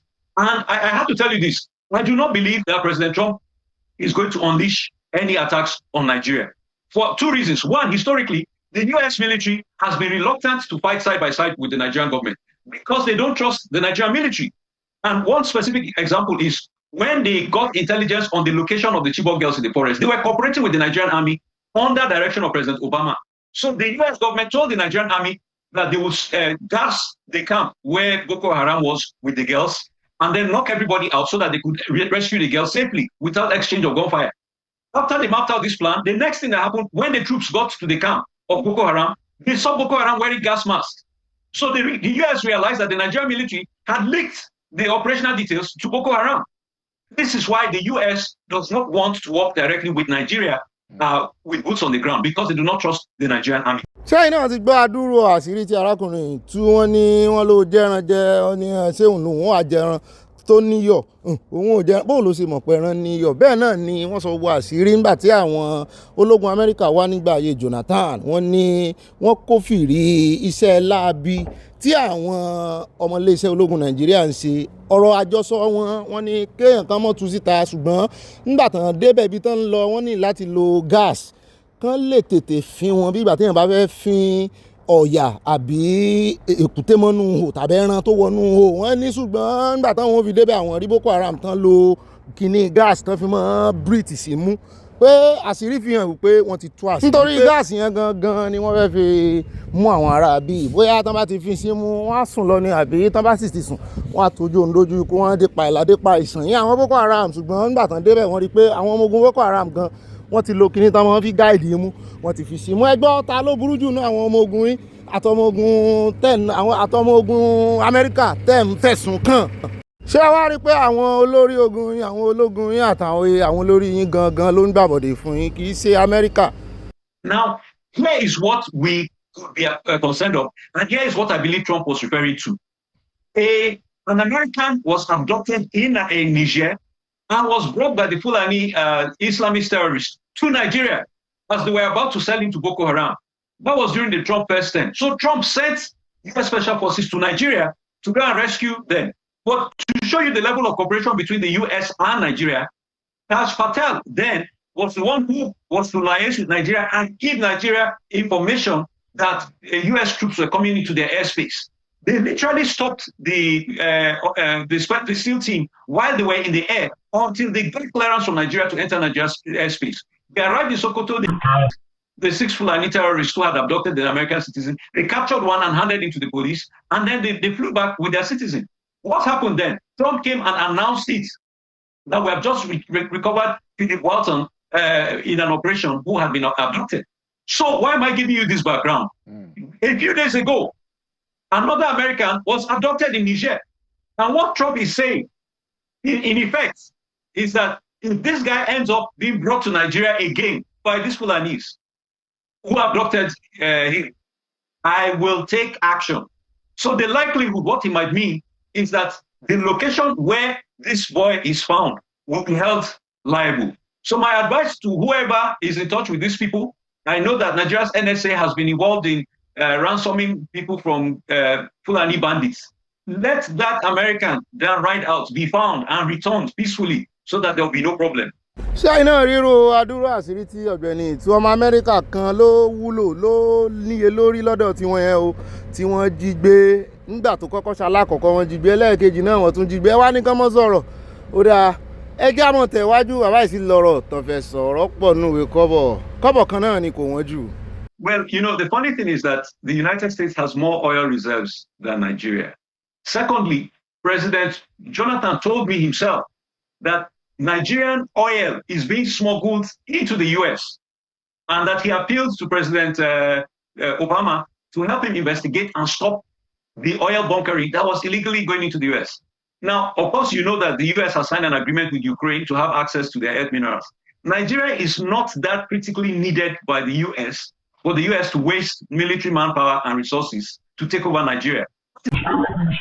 Our leaders in Nigeria are already stealing money from Nigeria and bringing to the West and buying houses. So they don't need to do that. But let me make something very clear. And the issue here is this, okay? When we're talking about foreign intervention in Nigeria, let us look at the facts. The people in Northwest Nigeria invited Lakawura, a terrorist group, to come into Nigeria and assist them in fighting bandits, only for Lakawura to come in and become bandits themselves. Let's remember that El Rufai, a sitting governor, said that he traveled out of the country to go and pay off the Fulanis who are attacking Nigeria. And we saw what happened. They ended up moving into Nigeria and creating a terrorist syndicate nationwide. Let's remember that Buhari himself brought in Fulanis in the hopes of, destabilizing the country if he did not win the elections. So when you look at all that has been done by the other side, it's unfortunate if somebody now comes to you and says, try and save your own people from being killed. And you, as a government who have admitted that these are foreigners who are coming in and killing you, are beginning to insult the person that, no, it's not just Muslim Christians, it's Muslims too. Let me point out something else that's very important to note. Trump has said that he may stop aid to Nigeria. And here's the thing. Remember that Obama and co at a point tried to leverage their aid to say Nigeria must introduce and accept same-sex marriage and so on and so forth. And, Nigerians were upset with them doing that. This time around, it's a very different situation. He's saying, try and stop the of your own citizens. So it's not a question of their imposing Western ideologies and theories on Africa. It's a question of saying, save your own lives and value your own lives. So I think, everyone should be rest assured that we will not see a military escalation, but we should certainly at this time begin to take aggressive steps to engage. And sanctions can be waived. The federal government should set up a response team and bring in knowledgeable people like yourself. You are in the US, you know this issue. Bring in Kuka, bring in knowledgeable people. Let's sit down and come up with a roadmap on how to avert sanctions. Okay. Since I have been a central target and focus of the genocide is allergic to the truth. And you shouldn't play politics with the blood of martyrs, with the blood of God's children. That is unacceptable. Now, here's the fact of the matter. as at November 1st, 10 people have already been killed in Plateau State. All of them Christians. First day of November, okay? The week before, 12 were killed in Plateau State. All of them Christians. Let us not deny the obvious. ṣé àyìn náà ti bá gbogbo nǹkan àṣírí báyìí á lo fọ́nrán kan níjẹta lò lánàá náà lórí live program tí wọ́n ní wọ́n pa èèyàn 12 tí àwọn tó sì pa wọ́n nítorí wípé Trump fi Nàìjíríà sí kàtígórì CPC wípé àwọn pa èèyàn 12 láti fi represent ọmọ ẹ̀yìn 12 tí Jésù ní páwọn gangan ní Judas Iscariot. ṣé wàá rí báyìí gbogbo ẹ̀yin tẹ́ ń sọ wípé kò sí genocide ẹ bá bẹ̀rù Ọlọ́run ẹ mọ̀ jẹ́ ayé àkàbí tàwọn bandit là ń pè ní ká ṣùgbọ́n àwọn tá a bá ń wò wọn àwọn tó ń kú ràn báyìí dídí ẹ̀mí kan ṣoṣo ní USA lọ tán torí ẹ̀ yarí báyìí lọ́mọ wọn ìkan náà ọmọ wọn ẹ wo adúrú ẹ̀mí tán ti fi ṣòfò Nàìjíríà a sì ń bí ìgbà tó jẹ́ pé à ń sọ pé kò tí ì kún tó ẹ̀jẹ̀ wọn ò tí ì kún tó ẹ mọ̀ pé ẹ̀jẹ̀ èèyàn náà ń gbé yẹn ẹ̀jẹ̀ wọn ò tí ì kún tó kí USA mọ̀ wá tó bá yẹ pé USA ní the last kìíní ẹgbẹ́ ògbà àṣírí tí arákùnrin yẹn tún pé kì í ṣe USA ló ní problem mineral yín ò jẹ́ nǹkan kan sí wọn bẹ́ẹ̀ bá gbé yín kẹ̀gbẹ́kẹ̀gbẹ́ USA ìṣe àwọn náà lépo jù pẹ̀lú reserve tán ní tó bá gbé yín kẹ̀gbẹ́kẹ̀gbẹ́ wọn ó ní Nàìjíríà ò sí inú àwọn tí USA lè wà ní nǹkan kan yín ranjú mọ́ àwọn ń bẹ̀ Ukraine náà ti lọ yẹn tán ti lọ tọwọ́ bọ ọ̀rọ̀ minerals tẹ́ bá tiẹ̀ jọ pé lithium yín náà ń wá tẹ́ ẹ ní kì í ṣepo Ọlọ́run ó sì mọ ọba yín kọ nǹkan yín sì mọ fọwọ́ ara yín parẹ́ Nàìjíríà Ọlọ́run ó wọnú yín o kì í sáwọn olórí yín nìkan pírọ́blẹ́mù o àtẹ̀yìn náà tẹ́ ẹ fẹ́ kí ṣòro tán tẹ́ ẹ fẹ́ k'Ọlọ́run gbà yín ẹ̀yin gan pírọ́blẹ́mù. Amẹ́ríkà ò ní gbàgbọ́ nínú àwọn àmì Nàìjíríà mọ́ wọ́n ti ṣèrànlọ́wọ́ tán lè ṣe fún yín wọ́n fún yín ní owó ìrànwọ́ wọ́n fún yín ní special aid wọ́n yá yín lówó látọwọ́ World Bank gbogbo ẹ̀ wọ́n mọ̀ sí wọ́n ti gbìyànjú fún yín ṣùgbọ́n wọ́n náà ní ó ti tó gẹ́ àwọn ń gbìyànjú fún yín àwọn ń fún yín lówó ẹ̀ sì fẹ́ kàn dá sọ̀rọ̀ yín àwọn ń dá sí náà nígbà táwọn bá ń fún yín lówó ìrànlọ́wọ́ ẹ̀ ń tẹ́wọ́ gbà ẹ̀ nìkan mọ̀ dá sí gbà náà ẹ̀ sọ wípé sovereign nation ni sovereign nation tí ò ní tìjú tí ń gba owó ìrànwọ́ ẹ̀yin tó yẹ ká ẹ máa ṣe fún yàn owó ìrànwọ́ tá a wá ń ṣe fún yín yẹn tó fi ń pa àwọn interest tiwa lára àwọn tó jẹ́ Kristẹni ẹ fi ń pa wọ́n lára kí ló dé pápápá àwọn ò kọ́kọ́ dá owó ìrànwọ́ dúró àwọn ò wá bílífù nù yín mọ́ torí àwọn ti trust yín sẹ́yìn wọ́n ta nǹkan ogun fún yín ẹ̀ ṣe dáadáa àwọn ò wá torí òfin tó wà ńlẹ̀ ó nítumọ̀ nígbà tí àwọn tinú yín rí pé àwọn tinú yín àwọn ọmọ yín náà ló pè fún help kí wàá ní UN wà fún United Nations àwọn ọmọ yín ló pè fún help mo ló ga o ká ní Yorùbá Nation lórí ìpè báyìí wọ́n lè mọ wò pé ọ̀rọ̀ kìíní kan kọ́ mọ́ tètè dá sí àbí kọ́ mọ̀ wò wọ́n ràn kọ́ mọ̀ mú ti àmọ́ ẹ̀jẹ̀ àmọ́ wò wọ́n ràn torí ká ní Yorùbá Nation ló pè báyìí tán halẹ̀ mọ́ wọn ariwo pọ̀ jù báyìí lọ. àìmọye orílẹ̀-èdè náà sọ pé by 2026 la fẹ́ wọ̀ yìí by 2030 gbogbo mọ́tò tí ń lo petrol àwọn ó kún ńlẹ̀ kí wàá ní petrol yín fẹ́ wúlò fún mọ́ ó petrol ń bọ̀ ńlẹ̀ ẹ̀ ń tanra yín ni electric àti gas làwọn èèyàn fi ń power nǹkan ní ìsìn kí ni petrol yín fẹ́ wúlò fún mọ́ èyí tó lọ́n fún ní nǹkan àlùmọ́ọ́nì tẹ́ ẹ̀ mọ iye wọ́n èèyàn ń sún síwájú wọ́n make progress technology wise àwọn sì mọ̀ pé ọjọ́ kan petrol ó tàn án in fact mo gbọ́ pé wọ́n ti ń power wọ́n ti ń ṣe àwọn nǹkan kan tí technology kan tó ń lo omi lásán àbọ̀ wọ́n bá ti wá ń lo omi lásán tẹ́yìn ò sí ní technology tẹ́yìn agbójúlógún in fact òwe tó yẹ inú agbójúlógún ó fira ẹ̀fọ́ sí ta Ọlọ́run fún yín ládùúró ogún yẹn gbójúlé náà á ní torí ogún yín nọ́mbà àgbà ogún wèrè wo ṣé wọ́n lógún tẹ́ ẹ ní ẹ wò bí lù wọn bá báwọn ọmọ yín ṣe ń sá lọ lù wọn àbí sán lógún yín tẹ́ ẹ ní wọ́n ọmọ yín ṣe ń sá lọ lù wọn ṣùgbọ́n sentiment àwọn náà dálẹ̀ lóòótọ́ àwọn náà dálẹ̀ ṣùgbọ́n wọ́n ti fi yín lẹ̀ èyí náà ẹ̀ ṣe èyí tẹ́yìn dálẹ̀ táwọn olórí yín dálẹ̀ ló pọ̀ jù ẹ mọ̀ pé àwọn òyìnbó sí mọ́ ẹja gbọ́n lẹ́nu bàbá Amadi wọ́n sọ ìlànà fún wa tó fún Amẹ́ríkà ní agbára láti gbérú ìgbésẹ̀ náà wọ́n sì ní nọ́mbà 1 bẹ́ẹ̀ fẹ́ bẹ́ẹ̀ kọ́ ẹ bá ń tẹ̀sí káfílẹ̀ ìdágbére. Okay, first, it's clear to understand that Trump is not exercising a United Nations power. It's not exercising a multilateral power. It's exercising the power of the U.S. president under Article 2. Now, the law, the International Religious Freedom Act, was a law made in 1993, which came out of a concern around violation of religious freedom. So for the first time, 20 years ago, thereabout, the U.S. government decided to prioritize protection of religious freedom in the world as part of their foreign policy commitment. Just like Tinubu has our 5Ds, democracy, democratization, demography, whatever. When I was, by the way, I used to be advisor on foreign affairs under Yaradua. We had our citizen diplomacy. The American government says we're going to prioritize freedom of information because we're a country that came out of protection of religious freedom. And we have it as cardinal amendment to the Constitution. Now, that process led to the creation of the U.S. Commission for International Religious Freedom and the appointment of ambassador at large, special counsel. What they do is that they look around the world and they build fact sheets, either from the CIA or from various sources, look at how countries are dealing with religious minorities. And then they place them as country of concern. What that means is basically saying, look, the U.S. cites you for violation of fundamental religious freedom, and therefore they could take several unilateral actions. It could include suspension of AIDS as it is, which then perhaps you're no longer a country of preference. And so this is totally within the domestic policy. This is not like it's a foreign policy, but within the domestic power as a country. So this is just, from what you're saying and what I understand, it's just America. It's America, just like Nigeria can say, you know what, we think the regime in Burkina Faso violates the Commonwealth, or ECOWAS treaty protocol on good governance. We're not going to give them AIDS. We're not going to do this, and we're not going to support them. So basically, it's American priority in terms of foreign policy. And because America is de facto global policeman, America is full overreaching because of their superpower. I like the word overreaching. Overreaching, obviously. I mean, if China was America, they overreach. If Nigeria was America, they overreach. Look at countries. Look at Nigeria now today. So many groups are overreaching. It's the nature of human power that they're powerful.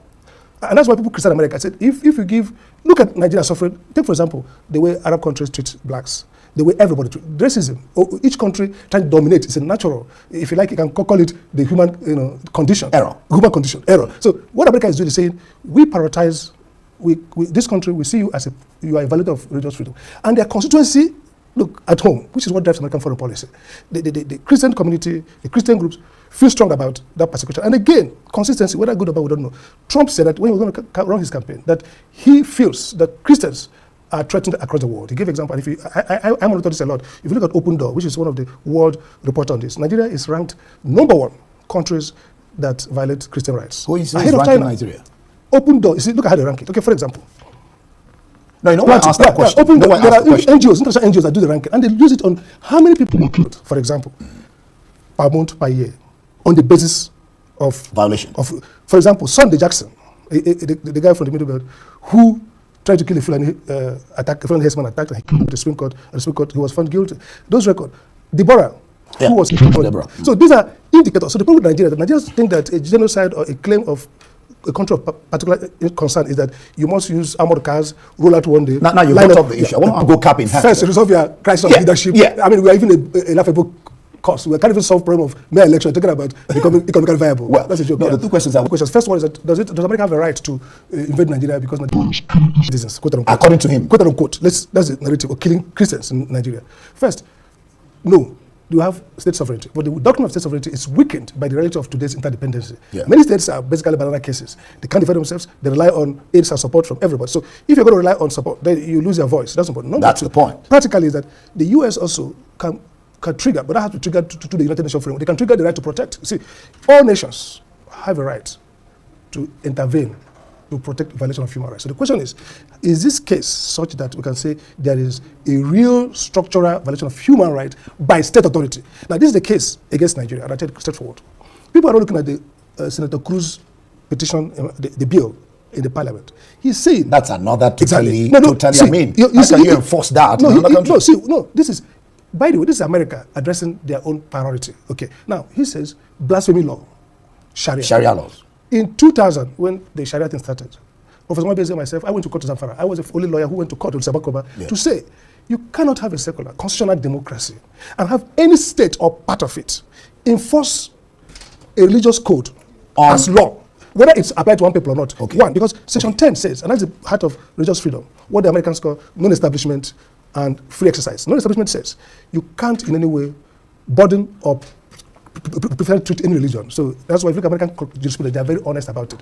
The Christmas trees are pulled away from public houses. When you have a Bible in historical things that are Christian, the Supreme Court says, no, this is actually violating non-establishment. Nigeria says you cannot have a state religion. So when you use the legislative power of a state to make Sharia criminal law, you have violated religious freedom by itself. Two, when you now convict persons or people for blasphemy, and you go to the Supreme Court arguing that an attorney general says we will kill the person for blasphemy, religious offense, you have violated fundamentally the idea of a constitutional democracy. So Nigeria is pretended, and that's the point. We don't need Trump to tell us this, that we have, since 2000, de jure, by law, we now have 12 Islamic republics in northern Nigeria. Because when I was at Harvard... Which is wrong. Which is unconstitutional and undemocratic. Did you win the case? When I went to America, before I went to America, the case was withdrawn. First, they said I was not from Zamfara. We brought the indigenous Zamfara people, and the case was struck out. At the Supreme Court, I left. Now look at the point I'm trying to make. When Nigeria has not taken the responsibility to protect its citizens, to protect its secular character, the Nigeria state has fallen victim and trapped by religion on both sides. And what we have been saying is that state, move away from religion. I'll give you an example. I spoke when I was Harvard fellow at the Kennedy School. I had a meeting with Wahid, former president of Indonesia. Indonesia is almost 80-90% Islam Muslim. And I asked him, Indonesia did not have Sharia law. He says they decided not to have criminal Sharia, public Sharia. They only have private Sharia. In 1957, the Northern Region had a committee headed by Professor Anderson of University of London. And they said, don't bring public Sharia, do only private. In 1959, London Constitutional Conference, we agreed on the same thing. 1979, 1999 Constitution, 2000, Zamfara disrupted this constitutional arrangement. Today, this is why we have this crisis. So this is the point. The president's response should be to say, what are the features of the Nigerian political landscape that are issues of concern? How do we deal with these issues? Forget about the attack. I mean, what Trump tweeted is, if Nigeria keeps killing, we'll send the Marines. That is, by the way, it may happen, extreme madness. But the point is... I'm happy you used madness to describe that kind of discussion. Extreme. But the point is, if Nigeria cannot protect its citizens, then they trigger the right of other countries to protect those under customary international law. The right to protect. So the key issues here sit and say, look, how can we have a republic where a citizen can be stoned to death on the authority of law? How can you ever have a blasphemy law? And Section 36 of the Constitution, subsection, says nobody should be prosecuted for an offense that's not written in the law. It was put because in 1959 we agreed that Sharia criminal law will not apply. Doctor, so in 2000, they have destroyed that constitutional framework. And that's why this crisis continues. And what Trump is just predating on a crisis caused by Nigerian leaders who prefer religion to the rights of their citizens. Sẹ́yìn náà ń gbọ́ àṣírí tí bọ́ gba tó tónu àtàlàyé bàbá yìí lọ́ọ̀yà ni lọ́ọ̀yà Amadi o lọ́ọ̀yà ńlá sì ni wọ́n náà ti ṣe struggle ọ̀rọ̀ yìí lórí ọ̀rọ̀ Sharia de Zamfara wọ́n ròyìn àwọn ìpínlẹ̀ 12 tó sì jẹ́ wípé wọ́n ní wọ́n ti ẹ̀ ṣe bí ìpínlẹ̀ mọ́ wọ́n ń ṣe bí Republic of Islamic ni tán bá wọ́n ń sọ fún wa tán ń sọ fún yín tán ní wọ́n fẹ́ Islamize Nàìjíríà nínú gbogbo ẹ̀ náà tí gbogbo wa gbọ́ wọ́n ní wọ́n lájẹ̀ndà Fúlàní àjẹ̀ndà wọ́n expand sí wọ́n ti gba gbogbo 12 states ní ilẹ̀ Haúsá lórí ẹ̀ náà àwa rólùrànlọ́wọ́ ààrẹ tó fẹ́ gbèjà wa a sì tún fọwọ́ ara wa tì wọ́n sẹ́yìn alógun tiwọn náà lé ogun tán tí ìgbé kojú yín ẹgbẹ́ ogun tí bàbá yìí sọ àti ẹni tó kọ́kọ́ sọ̀rọ̀ lálákọ̀ọ́kọ́ tó jẹ́ lọ́ọ̀yà gbogbo àṣírí tán tú lórí ọ̀rọ̀ yìí àti ìbáṣepọ̀ gbogbo àwọn ibi táwọn rẹ́fẹ́rẹ́nsì tẹ́lẹ̀ tá a ní wọ́n ṣe báyìí Sudan wọ́n ṣe báyìí ní kinní kan gbogbo tó ṣẹlẹ̀ ní Sudan náà sọ fún wa wọ́n ní kì í ṣe kó bóyá Amẹ́ríkà rè babẹ̀ jẹ́ Amẹ́ríkà sì ti gbìyànjú láti ran Nàìjíríà lọ́wọ́ sẹ́yìn àwọn Nàìjíríà ló tún gbàbọ̀dẹ̀ ẹ wo adúrú tán ṣe tán dánwò sí ológun Amẹ́ríkà nígbà tán wá ràn wọ́n lọ́wọ́ nígbà ayé Jonathan ẹ̀yin èèyàn mi bẹ́lẹ̀ bí opportunity bá fòyìn ro wọ́n bí wa o wọ́n bí oníkálukú wa o àmọ́ ti àwọn bandit tán pààyàn àmọ́ ti àwọn agbésùmọ̀mí Lákúráwá Boko Haram a sì mọ̀ tàwọn ìjọba táwọn náà wà complicit èwo ni tiyín ń bẹ̀ oníkálukú ní ó ro ẹjọ́ rẹ̀ o torí Ọlọ́run ó bí gbogbo wa pé nígbà tí opportunity dé ẹ̀yin lẹ fi àròyé tẹ́ ẹ fi lé solution lọ. kódà náà lẹ́sìn báyẹn káwọ̀ padà ní ibi báyìí lẹ́ ń bá yé ó yé ẹni tí ò bá yé kó mọ̀ yé ṣùgbọ́n nínú ẹ̀mí ẹ padà nú ẹ̀mí mo ti lò wọ́ fóònù tán bọ́ọ̀bẹ̀ o ẹ padà nú ẹ̀mí kẹ́rì ìwòsàn ẹ béèrè lọ́wọ́ Ọlọ́run pé ṣé ní tí Bobby ń sọ yìí ṣó nítumọ̀ ṣó fẹ́ lu ọ̀rọ̀ yìí fún wa ni ṣé USA lógun pupa táwọn wò wájú yìí lọ́jọ́ sí ogun pupa ọmọ gbé àwọn ọmọ Ísírẹ́lì mi ó tún ràn wọ́n lọ́wọ́ ni torí òun ló mọ̀ gbé àwọn ọ̀tá wọn mi ìrànlọ́wọ́ látòkèlè mi ka ilé yìí sí bá sì gbà mí gbọ́ ntẹ́yìn bá rí nú ẹ̀mí ẹ padà wá sọ fún wa lọ́la nínú comment section àti mùsùlùmí àti kìrìsìtẹ́nì àti oníṣẹ̀ṣe ẹ jẹ́ kí gbogbo wa wọnú ẹ̀mí lọ kárí èèwò pé kí lọ́lọ́run fẹ́ fi lé ìdálára tí kan nú àwọn NATO chiefs tún jáde ní Australia tó ti bá yín pín Nàìjíríà already ó ti pè ní Nàìjíríà náà ó ní ex Nàìjíríà tó sì challenge yín níta gbangba wọ́n fi bò àwọn èèyàn ní interest inú yín ṣe wá rí ìran Yorùbá àwọn ọmọ Amẹ́ríkà mọ́ mi Fájimólú sọ lánàá àwọn náà sì ti mọ́ rí wọn tán máa kọ́ àwọn ọmọ Amẹ́ríkà ṣé mọ́ mi Fájimólú àbí mọ́ mi Oyèbánjí àwọn náà sọ Títílayọ̀ ìyáálé ṣùgbọ́n ìyá wa bí akíṣe mọ́ ìyáálé pátápátá o àwọn náà sọ wípé àwọn ọmọ Amẹ́ríkà ti wá ń kọ́ èdè bíi wọ́n ti wá àwọn Chinese náà ń lọlẹ̀ Haúsá ṣùgbọ́n ta Amẹ́ríkà wọ́n ní èmi rò pé wọ́n ní interest àwa Yorùbá ló kan àyà wọn kò súnmọ́ wa ní ìsìn wọn dọ̀dọ̀ wa wọn gbọ́ pé wọ́n ń pa kìrìsìtẹ́nì ńlẹ̀ Yorùbá ilẹ̀ Haúsá náà ni sanction tó fẹ́ fi bẹ̀rẹ̀ náà àwọn Haúsá náà ni kí ló wá ń bà yín lẹ́rù ẹ̀yìn èèyàn wa wọ́n sì náà fẹ́ ṣe military náà kì í ṣẹlẹ̀ Haúsá kì í ṣẹlẹ̀ Yorùbá náà máa gbé military kìíní wá ilẹ̀ kìíní ni ṣe báyà náà ń wá ká kú òun Nàìjíríà tẹ́lẹ̀ kí ló wá ń bà yín lẹ́rù ilẹ̀ Haúsá náà gbé military base sí i sáwọn àwọn ọjọ́ àwa tá a ní àlàáfíà lẹ́nu ni wọ́n mọ̀ páwà lálàáfíà wọ́n lè yọ alẹ́nu àwọn náà fẹ́ ká lọ́wọ́ kó bí military base gan kó jẹ́ pópin ẹ̀ náà nù kó jẹ́ pópin ẹ̀ nù wọ́n inú ilẹ̀ Haúsá ń bẹ̀ náà máa dúró sí àwọn náà máa kó kíní sí lé lọ́kàn ẹ jẹ́ wọ̀rọ̀ yìí dáadáa I submit my case a lè sùn ká kọrí síbì kan náà ẹ mọ̀ bù mí ibi tẹ́mi ti rí ọ̀rọ̀ ìlú gangan ni bó ṣe kọjú sí ẹnìkan ẹ̀yìn ló kọ sẹ́lòmíì èmi náà ní ibú yín tẹ́ ẹ bá rí ṣùgbọ́n Ọlọ́run ò ní gba gbogbo àwọn tí ò bá rí ntọ́lọ́run ń ṣe lọ́wọ́lọ́wọ́ Ọlọ́run ò ní gbà yín láàyè kẹ́ ẹ dá wa dúró bí ó sì rí nu láṣẹ Ìdùmarè Jésù Olúwa wa àmín àfẹ́rẹ́ pàdé lọ́la ẹ bá wa pín wá dénú yín bẹ́ẹ̀ ni ẹ mọ́ bá wa fi ìmọ̀ràn yín ránṣẹ́ ìmọ̀ràn ẹ̀mí ní kẹ́ ẹ fi ránṣẹ́ lọ́tẹ̀ yìí mo fẹ́ rí ìmọ̀ràn ẹ̀mí nínú comment section kì í ṣe tara mo wà nú ẹ̀mí wọ́n sọ̀kalẹ̀ lọ́la.